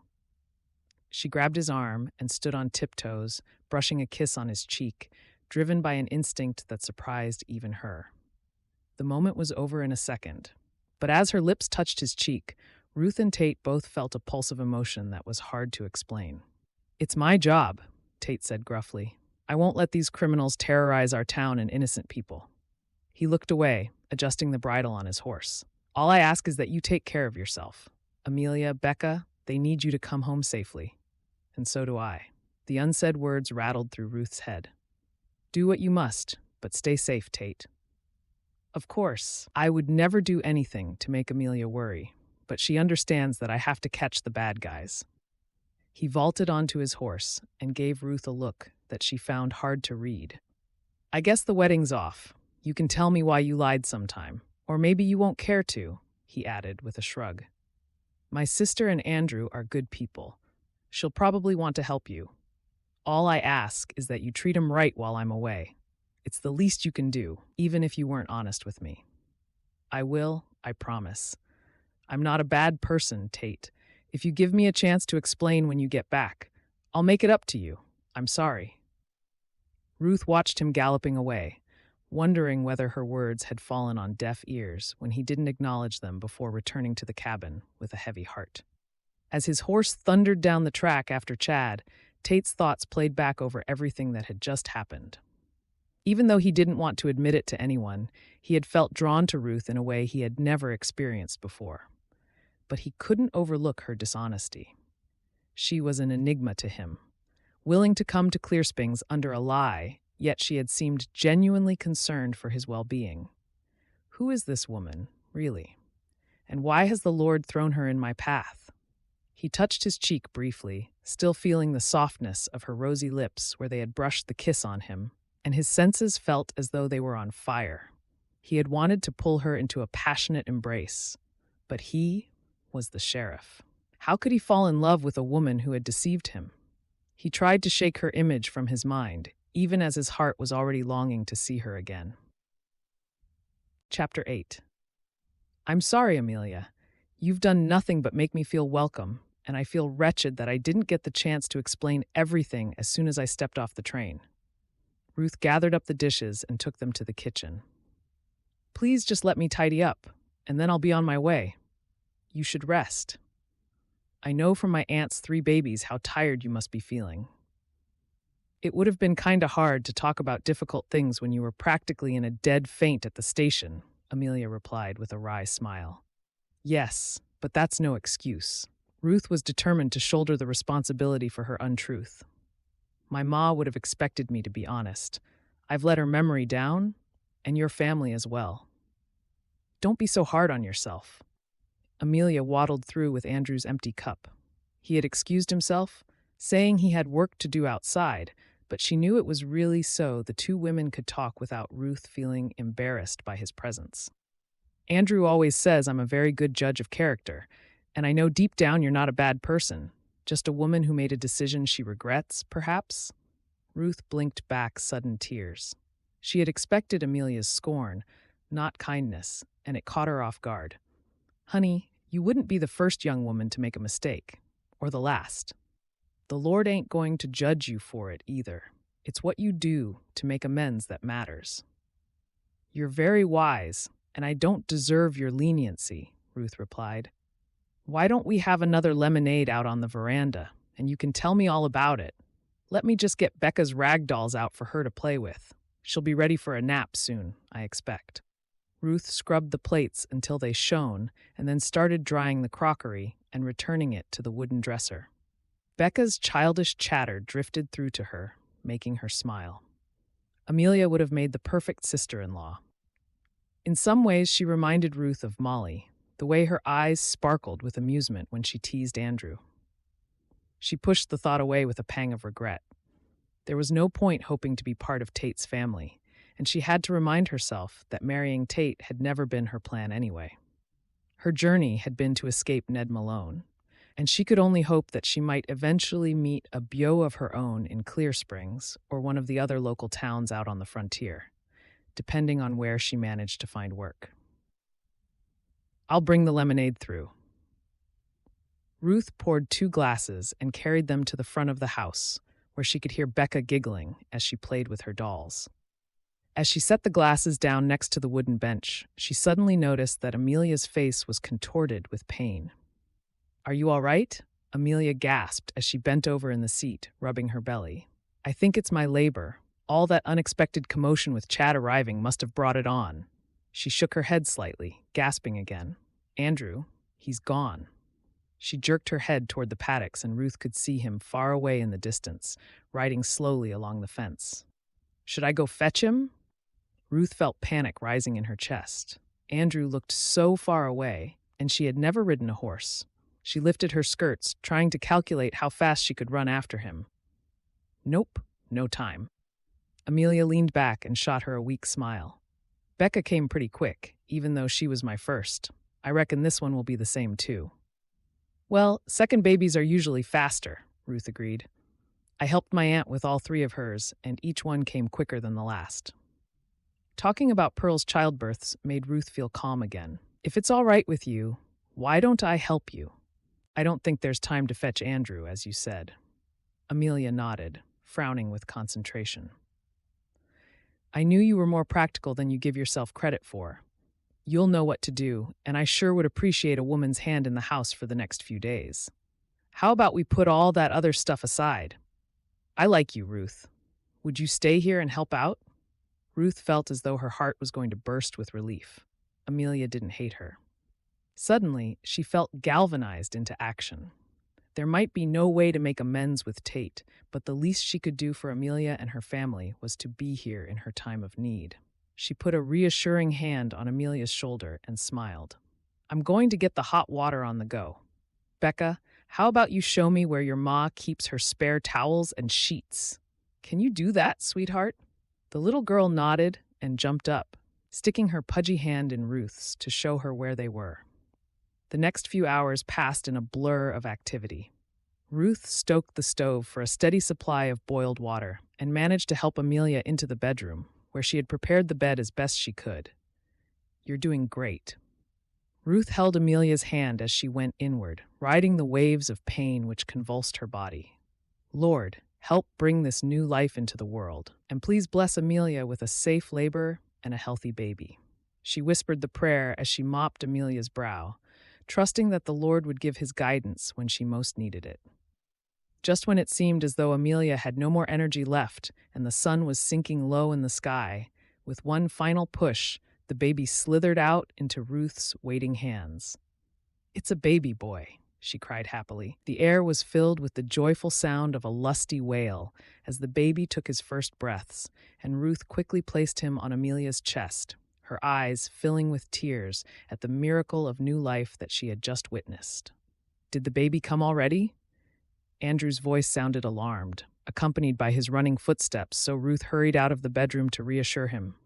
I lost track of time, and it took me longer than I thought to check the fences. He whipped his hat off and hopped nervously from one foot to the other. I wasn't expecting to see you here. I'm sorry, Andrew. I was going to leave, of course, but leave her be. Amelia's voice drifted out from the bedroom. If it hadn't been for Ruth's expertise and kindly agreeing to help me, I could have gotten into all sorts of trouble. Are you going to come and meet your son, Andrew? And how about saying thank you to Ruth and showing a bit of grace? A chuckle accompanied her words, and Andrew's face split into a huge grin as the baby cried again. It's me who should be apologizing, he said hastily, shaking Ruth's hand energetically. You helped my Amelia. I'm very grateful. His eyes misted over as he hurried away, and Ruth felt a lump of emotion in her throat. I reckon it's time to get you ready for bed, Becca. Shall I tuck you in and then bring you a cup of hot milk? You can meet your new brother in the morning, after your ma's had a chance to rest. She smoothed the little girl's curls back from her forehead and picked her up. Becca's eyelids were so heavy with tiredness that she could hardly keep them open. She snuggled her head against Ruth's shoulder, holding her tight with her chubby arm wrapped around her neck. I like you very much. I'm glad you're going to be my aunt. The little girl mumbled into Ruth's hair as she drifted off to sleep. Hush now, little one. Ruth laid her carefully on her little bed in the room just next to Amelia and Andrew's, pulling the blanket over her shoulders. I can't be your aunt, but hopefully one day Tate will forgive me enough to be your friend, at least, she added in a whisper. Later that night, Ruth finally crept into her own bed. She thought back to her early morning arrival at Clear Springs on the steam train. It felt like a week ago that she had parted company with the other women on the platform. Not that same day. So much had happened in such a short space of time that her mind was in a whirl, even though her limbs ached with weariness. She blew the candle out, breathing in the faint scent coming from the blossom Amelia had put in the room for her. The drapes were still open, and as Ruth's eyes adjusted to the darkness, she could see that the stars were twinkling in the night sky, and the landscape was bathed in pale moonlight. Closing her eyes, an image of Tate's blue-eyed gaze filled her head, and the way he had glanced back at her as his horse had pranced beneath him before galloping away. It was as if he'd wanted to say something, but had held back. "That's wishful thinking," Ruth muttered into her pillow. She wondered what Tate and Chad were doing at that very moment. Had the posse ridden out under the cover of darkness? Were they high up in the mountains already, closing in on the bandits? As the different scenarios played out in Ruth's mind, she felt a shiver of unease.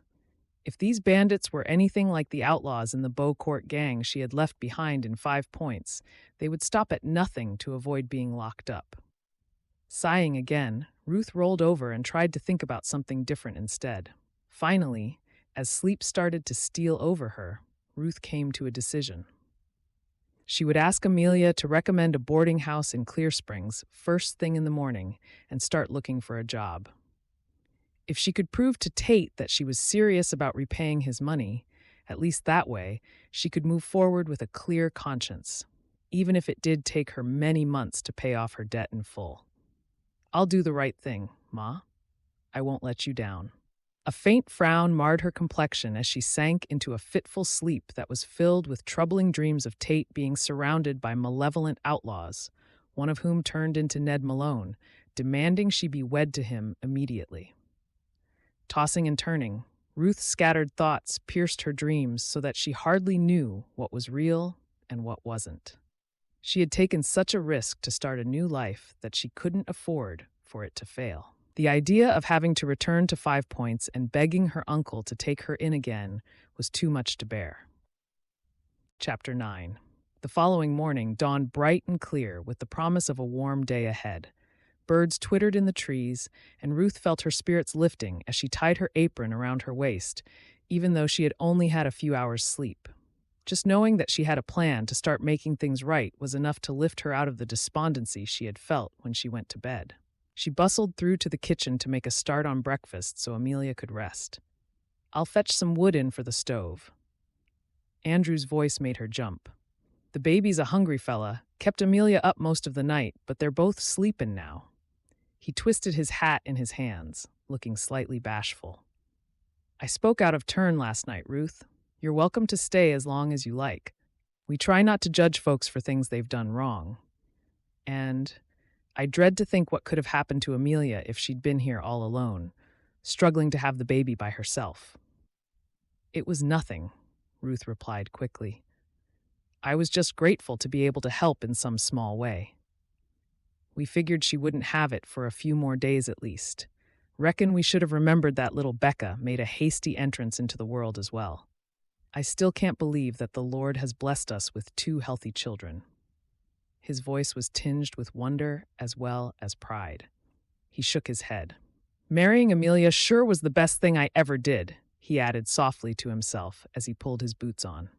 For the next few hours, Ruth busied herself with chores, hoping that Amelia wouldn't think she was being presumptuous. Becca had attached herself to Ruth like a little shadow, showing her where things were stored. As they kneaded dough together to make bread, Ruth marveled at how trusting the little girl was, chattering brightly about the animals on the ranch and the new kittens out in the barn. Even though Ruth had been fond of her 3 cousins back east, Pearl had always sought to let the boys know that Ruth was only there as a great favor, so it felt like there was a barrier between them all the time. But now, as she lifted Becca onto the chair next to her so they could wash the dishes together, she had a glimpse of what it would feel like to have a daughter of her own. The maternal feeling that enveloped her took her by surprise. "You ma must be very proud of you, Becca," she said gently. "I know you're going to be a great help to her, looking after the new baby." "Uh-huh," Becca nodded solemnly, with the tip of her tongue poking out in concentration as she carefully washed Andrew's cup. "Ma said I'm going to be the best big sister. She said I have to set a good example?" She stumbled over the word, making Ruth smile. "I can see you're already doing that, honey. Amelia grinned from the doorway where she had appeared. The baby was swaddled tightly against her chest, and she rubbed her eyes. "I can't believe you've done all the chores already, Ruth. That's so kind of you." "You're up already? I hope we didn't wake you." Ruth set some water to boil. "Would you like a cup of peppermint tea? My aunt used to swear by it, and Becca showed me where the mint was growing in the garden." "That would be lovely. And if there's any porridge left, I'm so hungry I could eat a horse. This little one here is going to need plenty of feeding if last night was anything to go by." She smiled down at her son, and Ruth peeked over the swaddling cloth, admiring the way his eyelashes fanned on his soft cheeks. "We decided to call him John after Andrew's late father," Amelia added. "I'm sure he would have been honored to know that. Why don't you sit down and let us take care of everything for you?" Ruth pulled a chair out at the table, and Becca collected a bowl from the dresser. "I could get used to this," Amelia chuckled. "I feel spoilt. When I had Becca, I was back out working on the ranch after a few days. But that's the way I like it. I get restless being stuck indoors for too long." Once Ruth had given Amelia a hearty breakfast and Becca was settled, happily playing with her rag dolls under the window, Ruth sat down at the table. "I don't want to take advantage of your hospitality, so I've been thinking, could you recommend a boarding house in Clear Springs? If you know of one where I might be able to work in return for my keep, that would be even better." Amelia tilted her head to one side and gave Ruth a thoughtful look. "Are you really sure you want to do that? What did you do for work back east, if you don't mind me asking?" Ruth shrugged, feeling embarrassed. "I just worked at the market selling vegetables. I wanted to be a teacher, but my aunt and uncle wouldn't hear of it, said I had ideas above my station." She took a sip of coffee, unsure of how much she should share about herself. "I used to care for my 3 nephews, you see. My aunt liked me to help around the house, so she didn't want me to do any job that might distract me from that." Sounds like a selfish way to behave, if you ask me. And there ain't nothing wrong with selling vegetables. It's an honest day's work. But if your heart's set on teaching, I hear they are often looking for good teachers in town. Amelia rocked John as he whimpered before glancing out of the window where Andrew was saddling up his horse. "I want to get work as quickly as I can, so I can repay the money for the railroad ticket." A blush crept up Ruth's cheeks, and she jumped up to add some more wood to the fire, prodding it with the poker and making the sparks shimmer up the chimney. "I reckon I should explain everything to you about why I pretended to be Rachel. There's plenty of time for that." Amelia shook her head with a reassuring smile. "I got to thinking about how Becca's taken to you so well," Amelia continued, not mentioning any more about Ruth's debt. "You'd be doing me a mighty favor if you could stay here at the ranch for a week or so. Andrew is busy with the stock at this time of year. They've just been turned out, and he has to mend all the fences from any winter storm damage. I know he's extra worried about making sure they're secure because of those bandits. It would be devastating if they stole our animals." Becca jumped up and hurried to Ruth's side. "Do stay with us, Aunt Ruth," she lisped. "Oh, but I'm not your aunt," Ruth said hastily. Becca's face fell, and her lip trembled as tears gathered in her blue eyes. "She's a very good friend, though, Becca. Don't upset yourself." Amelia smiled at her daughter and then at Ruth. "Would you stay to help me out for a few more days?" Ruth nodded. "Of course, but what about Tate? I'm sure he won't want to see me still here when he gets back." "Don't worry about him," Amelia replied with an amused look on her face. "He can be as stubborn as a mule sometimes, but I know how to get him out of it when the mood takes him. Besides, it's up to me who I invite to stay and help me after giving birth." Ruth felt a surge of happiness at the thought of remaining at the ranch for a little longer.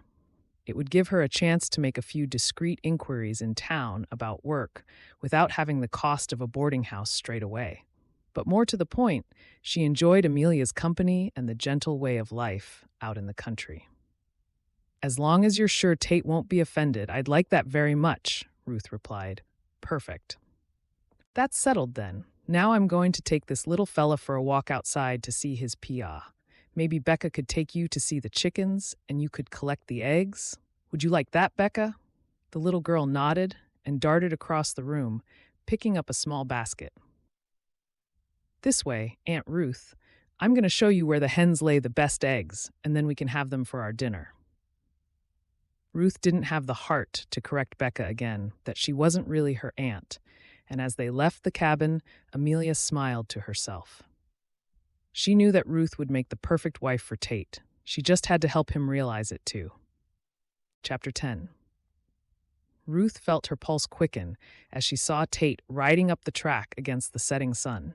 She had been at the ranch for a week already, and life had settled into a delightful routine.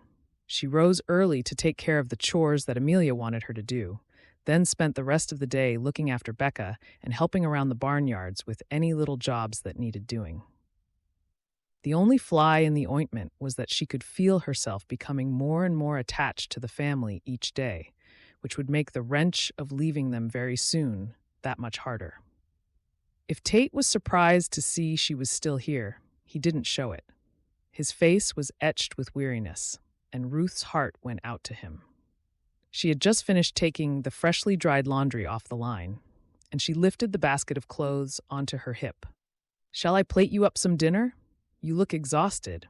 We've been so worried about you." Her words tumbled out as she hurried to his side. Even though part of her felt she should hold back, she found herself drawn to him like a moth to a flame, with an instinct she didn't really understand. "Sounds good," he replied. He quickly untacked the horse and ran a brush over its sweat-streaked coat. "Could you open the gate for me? Old Red needs a good roll and a bellyful of grass." He stood by Ruth as they watched the roan horse kick up his heels, then sink to the ground, sending up a cloud of dust as he rolled in the dirt, groaning with enjoyment. "How was your expedition? Did you manage to arrest the bandits?" Ruth asked hesitantly. Her mouth felt dry as she waited to see if he was still angry with her. Tate sighed deeply, and his shoulders slumped. "Not this time." His spurs jingled as they walked toward the cabin, and Ruth risked a sideways glance at his rugged profile. "I'm sorry," she said softly. "I know how much it means to you. Amelia told me they've been giving all the lawmen out here the runaround." The sudden sound of John's crying drifted out through the open door of the cabin, and Tate's face lit up. "The baby's born already?" He grinned at Ruth, and her heart flipped. It was like the sun coming out from behind storm clouds, and she felt inexplicably happy to see his melancholy mood shift in an instant. "Uncle Tate, Mama had a baby, and he's called John." Becca ran headlong toward Tate, and he bent down and scooped her up in his arms, swinging her around and making her squeal with excitement. She smacked a kiss onto his cheek and then held her hand out for Ruth. "Aunt Ruth helped John be born," she added with a giggle. "Pa said that she's like an angel sent to us just in time." She wriggled to be put down again and grabbed Ruth's hand, tugging at her. "Let's go and show the baby to Uncle Tate." Ruth met Tate's eyes over Becca's head. "I'm sorry," she whispered. "I keep telling her I'm not her aunt, but I think she got confused since that first night I came here, and it kinda stuck." For a moment, his mouth twitched into a smile, but then he waved her words away. "She'll get it right soon enough. Now, where's my lovely new nephew, Becca? Let me congratulate your ma and pa. I can't believe so much has happened. I've only been out of town for a few days." The cabin somehow felt cozier now that Tate was back. Ruth couldn't help but think. She bustled around in the kitchen, putting the finishing touches to the stew she had cooked for dinner as Tate sat next to the fire. His long legs were stretched out in front of him, and Becca snuggled into the crook of his arm, looking at him with rapt attention as he described the antics of a couple of bear cubs they had seen in the mountains. "You have to remember to always be careful if you see a bear cub," he added, coming to the end of his story. "Remember, the mama bear ain't usually far away, and she can be mighty mean if she thinks her cubs are being threatened." Tate glanced at Ruth and lifted one eyebrow. "Reckon it's good for you to know that too, coming from the city, especially if you're staying at the ranch a while longer." His words hung in the air, almost as a question. But before Ruth could reply, Andrew came in, stamping the dust off his boots. "Sorry to hear you didn't catch the gang this time." He hung his hat on the hook and wiped his brow with his sleeve, looking worried. "Do you reckon they would come this way?" I need to be out checking the fences, but I don't like to leave Amelia home alone, knowing they're still out there. Tate paused, weighing his words. I'd like to think they wouldn't come this close to town, but they're brazen, Andrew. Getting bolder by the day, thinking they'll never get caught. I've loaded the rifles, and the dogs would bark if strangers came. What's this you're talking about? Amelia bustled in, brushing a kiss on Tate's cheek. You don't need to worry about those outlaws. I know how to handle myself if they dare show their faces around here. Have you ever handled a gun? Tate asked, looking at Ruth. She shook her head in apology. No, sorry. I had no cause to. Tate nodded. I figured not. His tone wasn't unkind, much to Ruth's relief. I'll give you a lesson in the morning before I head into town. It ain't hard, but you need to know what to do. I ain't taking any chances, not until those bandits are all safely behind bars. As they ate dinner, the conversation turned to the summer fair that was happening in town soon. There are fiddlers playing and stalls with food, Amelia said. Everyone from the surrounding area comes to enjoy themselves, and then when it gets dark, there's a dance next to the lake. It looks so pretty. That's where Andrew asked me to be his wife, she added, looking tenderly at her husband. It sounds lovely, Ruth replied. Will you be going this year, what with having the new baby? Nothing can keep us away, Andrew joked. It's the perfect chance to catch up with all our friends, and they'll all be wanting to have a peek at John. Maybe Tate could show you around, Amelia said lightly. You always like to welcome newcomers to the town, don't you? She added, giving her brother an innocent smile. Oh, I wouldn't want to put you to any trouble, Ruth said hastily as Tate hesitated. I expect you'll be tied up with other things. I guess I could introduce you to a few folks, Tate muttered gruffly, taking a gulp of his coffee. Although I reckon Amelia would be better at it than me. I'm usually busy breaking up fights. Some of the young cowboys get kinda wild once they've gotten too much beer in their bellies, settling old scores they've been storing up since they last met each other. Take no notice of that, Amelia said with a chuckle when she saw Ruth's look of alarm. Chad can break up a few fistfights. It will do you good to show Ruth the sights and relax for the day, Tate. What's the point of having a deputy if you never let him carry out his duties? Maybe. It depends on whether we catch this gang before then. Besides, Ruth might have made some other friends by then, he added flatly. The rest of the evening passed peacefully. It was clear to Ruth that Tate was very close with his sister and her family, and they had an easy way about them that she envied. As she cleared away the dishes, her thoughts turned to Molly, and she felt a sudden, overwhelming pang of homesickness. I think I'll go outside and get some air before bed. She put the last few dishes away on the dresser and slipped out onto the veranda, walking quickly across to the paddock fence where she could be alone with her thoughts. She could tell that she was becoming overly involved with Tate's family, which would only end in heartbreak. Did I do the right thing by coming here, Ma? Her quiet words drifted up into the inky skies, and she paused, hoping for the whisper of a reply, which, of course, didn't come. Breathing in the soft night air, Ruth let her worries melt away. There would be plenty of time to figure things out.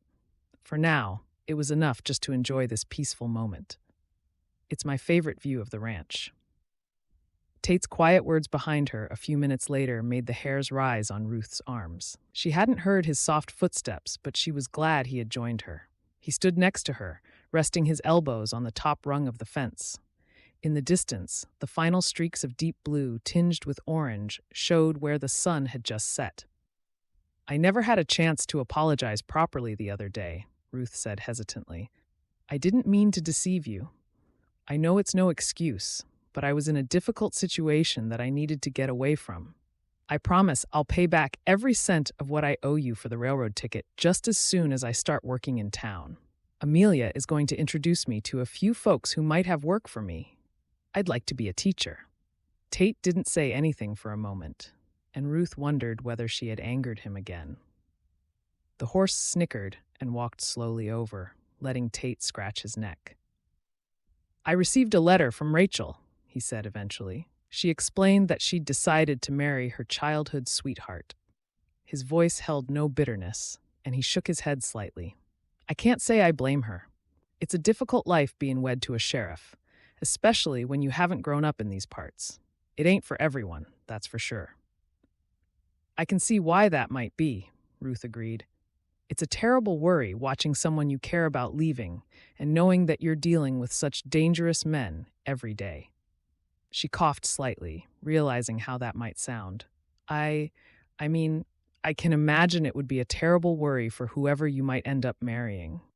She could feel the weight of Tate's gaze on her in the fading light, but didn't dare turn to meet his eyes in case he could see the attraction she felt for him. I won't give up, Tate said firmly. Those men need to be brought to justice before someone gets hurt again. People like them don't have any regard for the law, Ruth said without thinking. She decided to be honest with him, realizing she had nothing more to lose. My uncle wanted me to wed a man called Ned Malone, the leader of the Beaucourt gang. She shivered as his cruel face came to mind. He was the sort of man who would have done anything to get his own way. That's why I had to leave.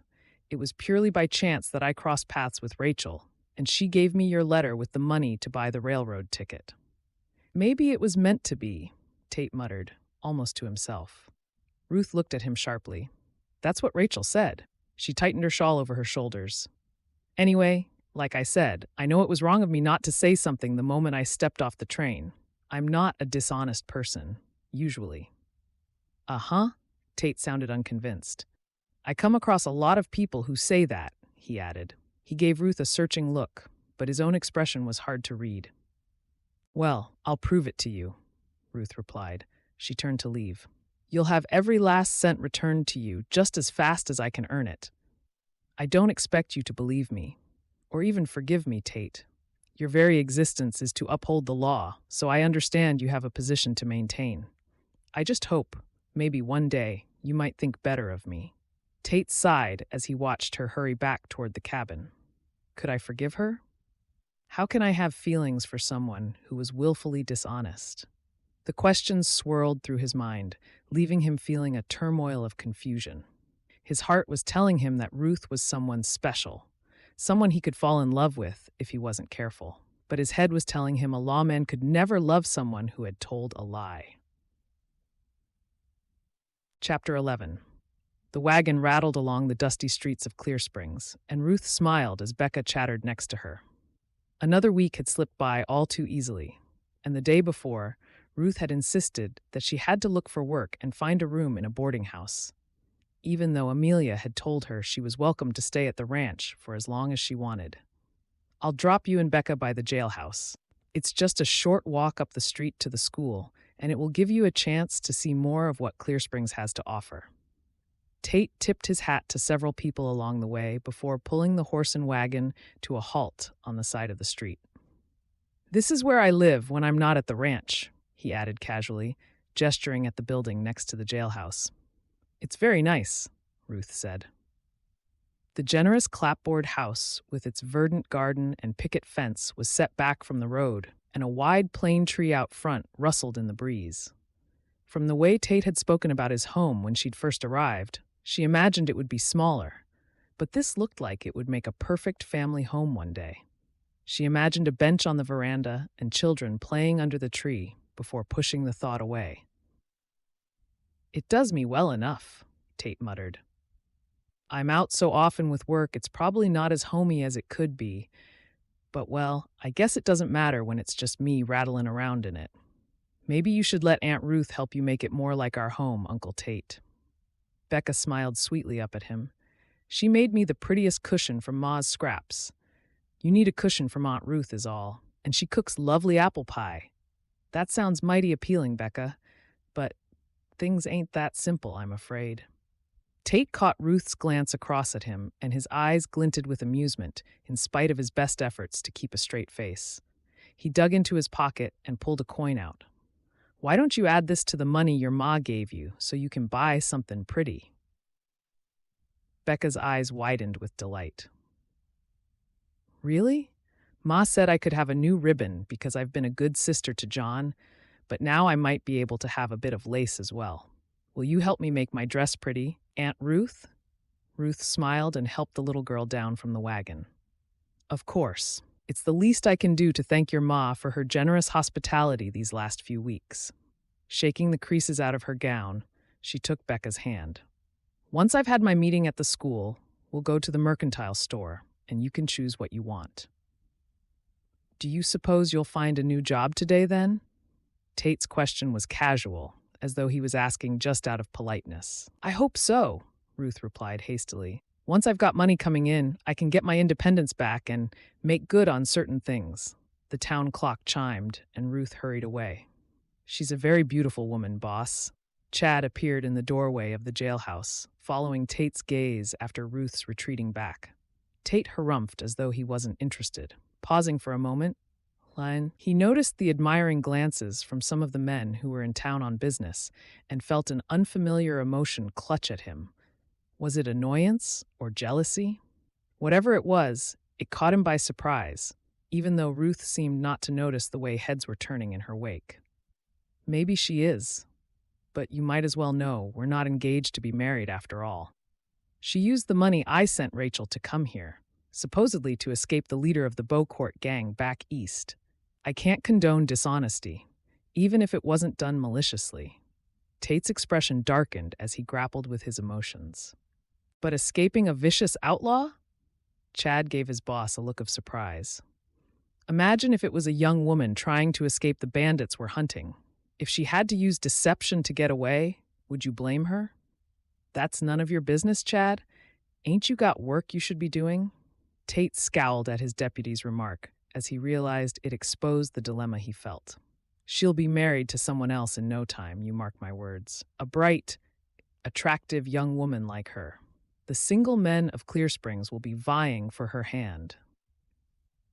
Chad let his words hang in the air, hoping they might shake Tate out of his entrenched position, but Tate merely pushed past him and busied himself at his desk. A few minutes later, Ruth found herself being shown into one of the small schools that served Clear Springs. Amelia had told her there were several in the surrounding areas around town, but Ruth had decided it would be best to be in town if possible, so she would find lodgings more easily.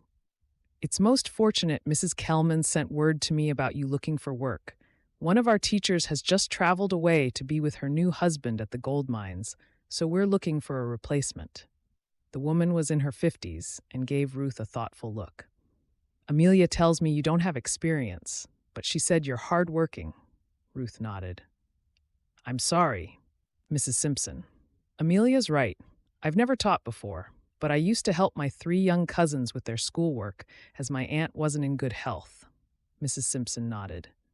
Usually I would look for someone with proper experience, but I trust Amelia as a good judge of character. She spoke very highly of you. That's very kind of you to say so, and I will work hard, I can assure you. Ruth tried not to sound desperate. I'll give you a week's trial, and if you settle in well, the position will be yours. Can you start tomorrow? The woman gave her a wry smile. They can be an unruly bunch, so I hope you're not expecting them to be perfectly well behaved. I do my best, but a lot of them don't attend regularly if they're busy helping out at home or working on their parents' land. It's just the way it is out west, she added with a shrug. That would be wonderful, Ruth said happily.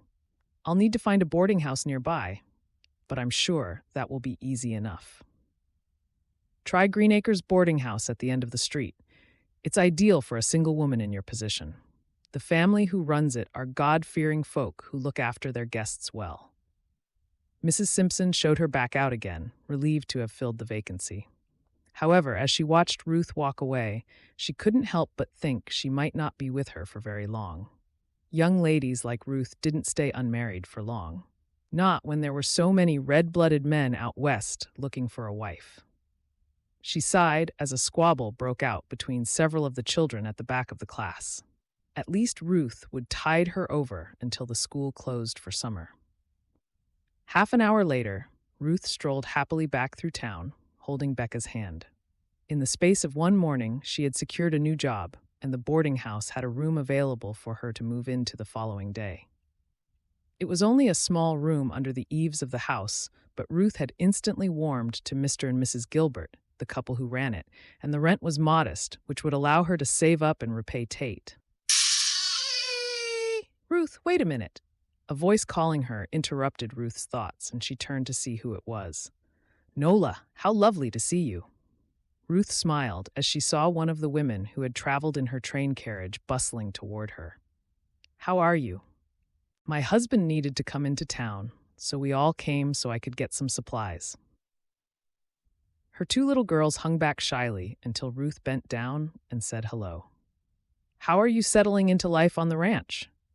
Ruth recalled that Nola was marrying a rancher and felt a pang of envy as her friend talked enthusiastically about her new husband and how much she adored her new life. "I love it, and he's been wonderful with my little girls too, Ruth. I couldn't have wished for anyone better. But what about you? How's married life? With?" Nola looked over Ruth's shoulder as though expecting to see her husband nearby.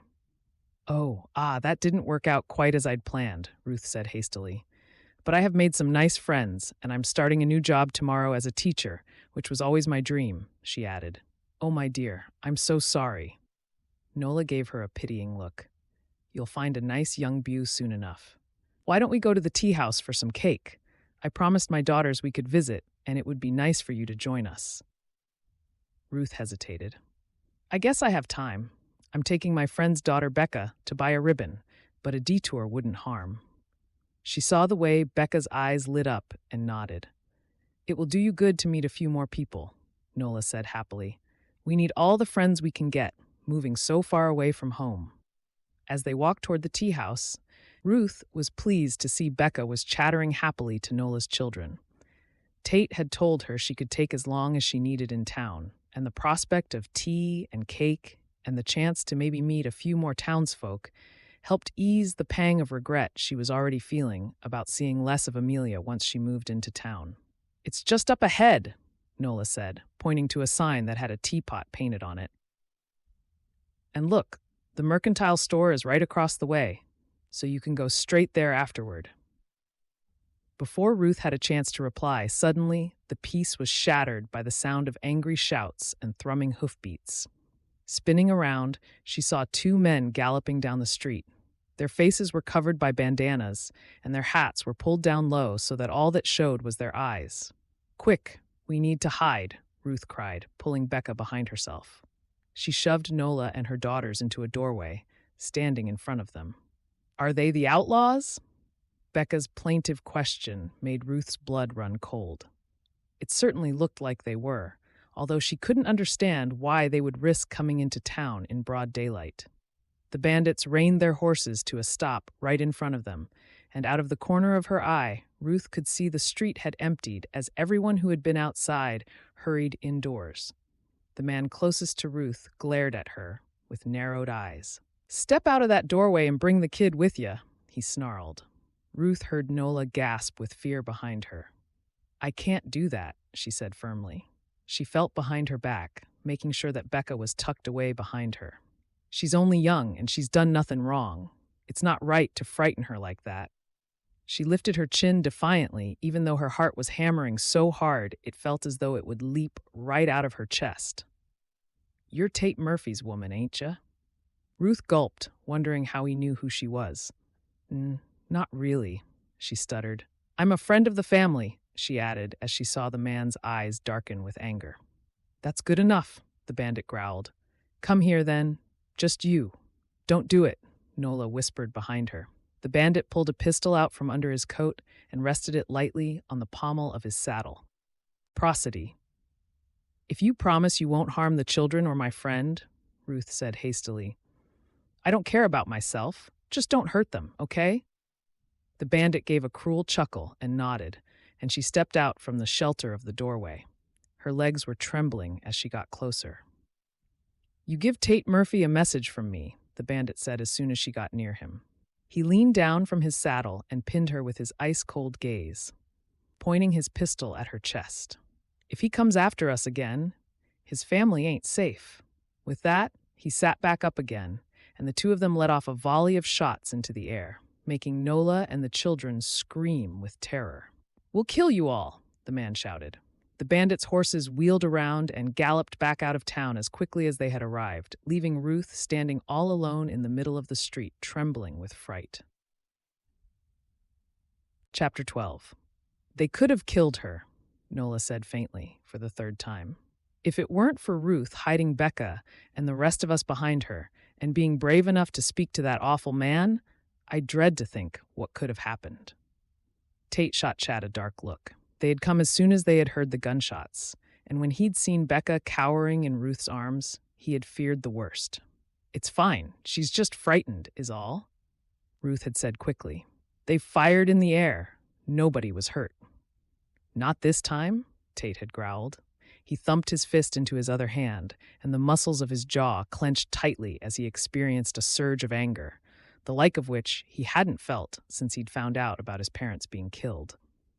"They must have been watching you," Chad said once Ruth related the message the bandit had given her. The thought that these violent men wanted to target his family made Tate pace back and forth, the pent-up emotion fizzing through every fiber of his being. They probably know that Amelia is home alone with the children when Andrew's out working the land. And they must have seen Ruth around the barnyards and assumed she was my wife. "What will you do to protect them?" Ruth asked. "I'm staying at Greenacres boarding house after today, so you don't need to worry about me." "It's Amelia and your family who you must prioritize." "I think you should let us decide that," Chad said, glancing at Tate. "He's right. I ain't letting any of you out of my sight," Tate said with a determined nod. "You're coming back with me to the ranch until I say otherwise. But my new job at the school starts tomorrow. I can't let them down. Besides, I told the bandits I'm just a family friend. He knows I'm not your wife." Nola glanced curiously between Tate and Ruth. "She should be your wife if you've got an ounce of sense in your head," she ventured with a sudden smile. "This young lady is the bravest person I've ever met. She risked her life for your niece, you know." Tate harumphed. "I can do without that sort of foolhardy recklessness." His tone was brusque, although the look in his eyes was one of worry rather than anger. "Will you please come back to the ranch tonight at least?" he asked Ruth again. "Chad and I need to get help to catch these bandits, and I'll rest easier if I know you're safe." Ruth nodded. "Maybe you could explain what's happening to Mrs. Simpson. I really don't want to lose the job before I've even started." 2 hours later, as Tate pulled the wagon to a halt back at the ranch, Ruth suddenly felt overcome with weariness. Becca clambered down and ran in to tell Amelia what had happened. "Can I help you down?" Tate tied up the horse and looked up at her. "You're suffering from shock, I expect. Now that we're home, it's just hit you. Nola was right. You're the bravest woman I know, protecting Becca the way you did." His voice thickened with emotion, and he blinked rapidly. "I would never have forgiven myself if Becca had come to harm. Thank you, Ruth," he added huskily. Ruth took his hand and shakily stepped down. "It's nothing. I only did what anyone would have done. I'm very fond of Becca." "No, you're not brushing it off that lightly." Tate still had a hold of her hand, and he looked deep into her eyes, almost overwhelmed with the urge to kiss her and fold her into his arms where she would be protected. Her eyes looked huge in her pale face, and he reached up to brush her cheek gently. "It could have ended very differently, and I could have lost people I care very much for. I count you as one of them," he added. The blood rushed to Ruth's cheeks as his words sank in. Her pulse quickened, and she felt the breath catch in her throat as she tried to reply. That's what friends are for," she whispered. The air between them felt as charged as a stormy night just before thunder, and Tate edged closer. "Ruth, oh my dear, Becca has just told me about what happened." Amelia's face was white with worry as she hurried toward them, and Tate reluctantly let go of Ruth's hand, stepping away. "I'm guarding you all tonight, and then Chad and I are going to get help to round up these bandits tomorrow," he said quickly, returning to a businesslike manner. "Ruth needs a hot, sweet drink. I think she's suffering from shock." Amelia swept Ruth into the cabin, but not before she noticed the expression on her brother's face as he quickly related what had happened in town. She smiled to herself as she realized it was more than a sheriff's concern for one of his townsfolk. This was something much deeper. Once she had settled Ruth and Becca in bed, Amelia carried John out to the veranda, where she found Tate sitting whittling a stick. The rhythmic scrape of his knife against the wood was something she had seen many times over the years, and she settled John against her chest for a feed before speaking quietly. What's on your mind, Tate? I know when you're whittling, it's because you're trying to figure something out. The knife paused for a moment before starting again. These bandits, I have to stop them. Chad told me before I left town that the sheriff from East Lake is coming over with a posse to help us. That's all it is. Once they're behind bars, I'll be much happier. Are you sure that's all it is? Amelia's face softened as she watched her son's rosebud mouth moving against her as he suckled. Maybe Ruth ain't the only one who had a shock today. You could have lost her, you know. She ain't mine to lose, though, is she? Tate sighed and put his knife down. She's starting a new job at the school tomorrow and moving to Green Acres. Mrs. Gilbert's renting a room to her. He shrugged slightly. Life can get back to normal again, he added. I prefer it that way. Uncomplicated. Uncomplicated? Tate, you're my brother, and you know I love you dearly, but sometimes that stubborn streak of yours makes me want to shake some sense into you. Dunno what you mean. Tate said quickly, but the set of his jaw told Amelia he understood perfectly well. You're letting your pride get in the way. Amelia lifted John against her shoulder and rubbed his back in a circular motion until he was winded, then settled him in the crook of her arm. Ruth has feelings for you, Tate. I can see it a mile off, and I reckon you have feelings for her, too. But you're letting this silly business about her not telling you she wasn't Rachel straight away get in the way. It's not silly, Tate countered. The truth matters. It's important to me. Amelia sighed with exasperation. If anyone's at fault, it's Rachel as much as Ruth. But she wanted to help Ruth out of a terrible situation, and I guess she thought you'd be man enough to find it in your heart to forgive them both. But what about my position as sheriff, Amelia? I have to respect the truth. How can I uphold the law if not? Ruth has apologized, Tate. She was desperate, and maybe she could have done things differently. But if the Lord forgives mistakes, surely you can too. And she cares enough about our family that she protected Becca as though she was her own daughter. Are you really going to hang on to this grudge and miss the chance of possibly making a life with Ruth just because of your pride? She stood up and shook her head. I've said my piece. Please just think about it. Tate nodded slowly, saying nothing in reply. He stretched his legs out, looking across the rolling hills in the setting sun as the door closed softly behind Amelia. I'll think about it, he muttered quietly to himself, but not until after the bandits have been dealt with. Chapter 13. Now then, dear, tell me all about your day. Mrs. Gilbert carefully placed the plate of poppy seed cake on the table in front of Ruth and gave her a warm smile. I always like to know how my ladies are settling into life in Clear Springs. Ruth smiled back at her. Mrs. Gilbert had made her feel welcome from the moment she had arrived at Green Acres boarding house, and she could hardly believe she had been here 2 weeks already. Will you join me for a cup of tea as well? You work too hard, Ruth said with a chuckle. Why don't you let me fetch you a cup from the dresser, and you can rest for a moment? I shouldn't, really, but maybe just this once. My Arthur always says I don't know how to stop, but now I'm nearly 60, I guess I've earned it. Not that he takes a rest either, she added, glancing fondly out of the window at her gray-haired husband, who was tending to his garden out front. Ruth poured them both a cup of tea. The children at the school are getting used to me now, she said, taking a bite of the moist cake. It was all a bit strange to start with. I always had to be a bit pushy to make sure I sold all my vegetables. As a woman, it was easy to be overlooked or taken advantage of, but my uncle would get angry if I didn't sell every last one. Mrs. Gilbert frowned. It sounds like you had a tough time of it, dear. You'd be surprised how many young ladies arrive here from back east with similar stories. Arthur and I are always glad to see them find a better life here in Clear Springs. Ruth nodded. I befriended several women on the journey out here, and they were all hoping for a better life with their new husbands. I like the town very much, Mrs. Gilbert. It's better than the drudgery of where I came from. I can see from the children that it's a good place to raise a family, with old-fashioned values. Her voice sounded slightly wistful as a memory of Tate holding her hand after the bandit had threatened her slid into her mind. She hadn't heard anything from him since he had brought her to Green Acres the following day. He forgot about me soon enough. What more did I expect? The thought made her heart suddenly ache, but she tried to put it to one side. She was enjoying her work, and life at the boarding house was pleasant enough. Compared to 5 points, it was everything she wanted, she told herself. Mrs. Gilbert watched the emotions chasing across Ruth's face.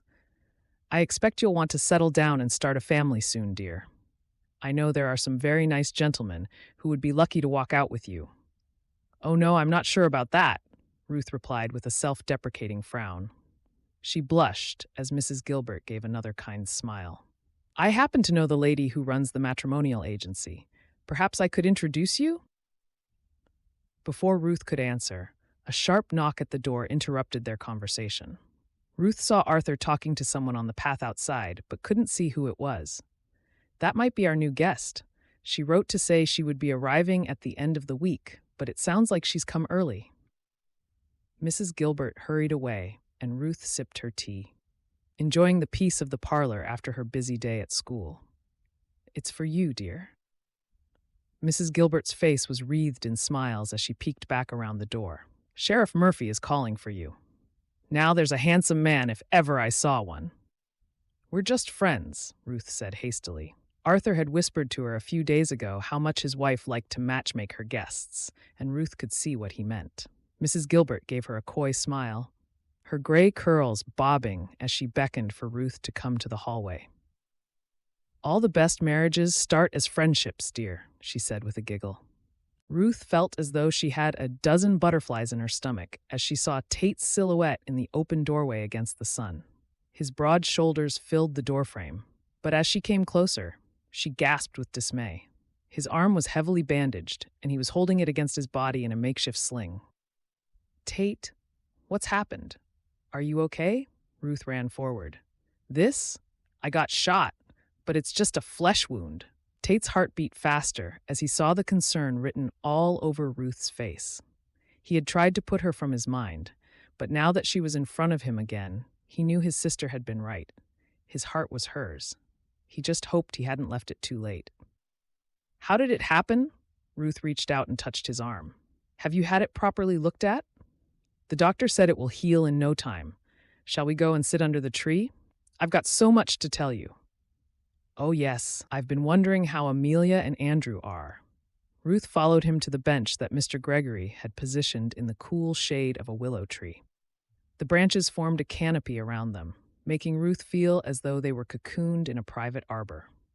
Let me start with the best news first. Tate's face broke into a wide smile.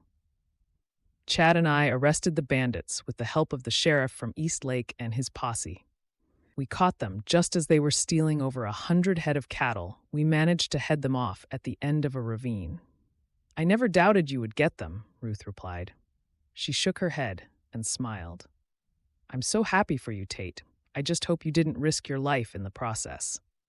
Risk my life? You're a fine one to talk, he shot back, giving her an amused look. I guess we both do what we need to, when it matters. I'm just glad you're back in one piece. What will you and Chad do now that you've sorted that out? We'll be back to sorting out brawls at the saloon and looking for lost dogs. Tate fiddled with his bandage for a moment before continuing. It's the summer fair in a few days. Amelia wanted me to ask if you'll be there. She'd like to see you again. And Becca, of course. She made me promise to persuade you to go. His mouth lifted in an awkward smile. What I'm trying to say is, will you accompany me to the fair? If Becca is expecting me, then of course, I wouldn't want to disappoint her. It's not just Becca, Tate replied. He blushed. I ain't very good at this, am I? I'm glad you called, Ruth said quickly, not knowing how to respond to his comment. I get my first wages next week so I can start paying back the debt. It might take me a little while, but... Tate reached out and touched her shoulder lightly, looking into her eyes. Ruth, there is no debt. The way you saved Becca, I got to thinking, it takes a very special person to do what you did. You protected her as if she was your own, and you'll never know how grateful I am for that. Are you sure? I don't want you to still think of me as a liar and a thief, Tate. I'd rather pay back every cent so I can hold my head up high again. Tate's expression grew serious. I've been a stubborn fool, Ruth. The real reason I came to see you today is to ask if you'll forgive me. I let my pride get in the way of seeing that you just did what you had to escape a bad situation." He picked up her hand and held it. "Truth is, I'm glad Rachel didn't come to Clear Springs." "You're glad? I don't understand." Ruth felt her heart starting to race.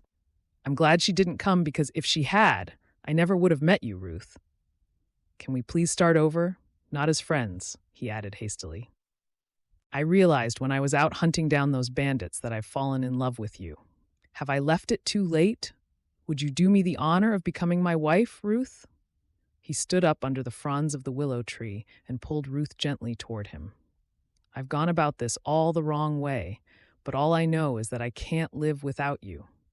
Ruth smiled up into his blue eyes and stood on her tiptoes. "I thought you were never going to ask," she whispered. "Yes, darling Tate, I will be your wife. Just promise me you'll always come home to me, safe and sound. I don't think I could bear to lose you, not now that I've found the man of my dreams." Tate bent his head and pulled Ruth into a passionate embrace, their lips melting together in the sweetest of kisses that each of them had dreamt of doing for so long. "I'll make sure of it," he murmured against her. "Nothing would make me happier than coming home to you every night, my love. And we'll grow old together," Ruth added. She leaned against his broad chest, feeling his heart beating. "Shall we go and tell Mrs. Gilbert the good news? And what about Amelia?" "I have a feeling Amelia might have already guessed," Tate said with a chuckle. "I saw her out at the ranch earlier today, and she said I wasn't allowed to go back until I made an honest woman of you." Ruth smiled again. "I'm so happy to be part of your family, Tate. When I left 5 Points, I had nothing more in my mind than getting away. In fact, I thought I'd never find a kind, decent man to marry. I'd convinced myself only other people deserved to find love. But then, when I saw you at the station, and then when I saw how you are with your family and Becca, I think that was when I started praying that God might find it in His grace to change my mind." "It's funny you should say that," Tate murmured. "When you saved Becca from harm, I prayed to God that somehow He could help me get over my idea that we couldn't be together. It turns out all I had to do was realize what I nearly lost." "I think we've both learned a few lessons along the way," Ruth said. Tate slipped his good arm around Ruth's waist and pulled her closer for another kiss. "Thank goodness the Lord put you in Rachel's path. We were meant to be together, Ruth. And now we have the rest of our lives to love each other and have a family. What a blessing it is." Epilogue, 3 years later. "Mama, Aunt Amelia is here."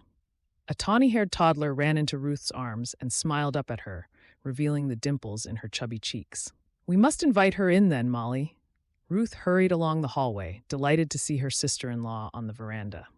Come in. We're just putting the finishing touches to the picnic food, and then we'll be ready." Amelia hitched her baby higher in her arms and followed Ruth into the kitchen. She took an appreciative sniff of the fragrant scent of fruit pie with a hint of cinnamon, which filled the air. "You've been baking up a storm. I hope you haven't been overdoing it, though." "You're a fine one to talk," Ruth replied with a chuckle. "Tate said you're busier than ever out at the ranch." A sudden cry from the hand-carved crib in the corner of the room drew Ruth's eyes instantly, and she hurried over to it. "Hush now, Joel. Pa will be home any minute now." She lifted the baby, and he yawned widely before fixing his blue eyes on Amelia and breaking into a gummy smile.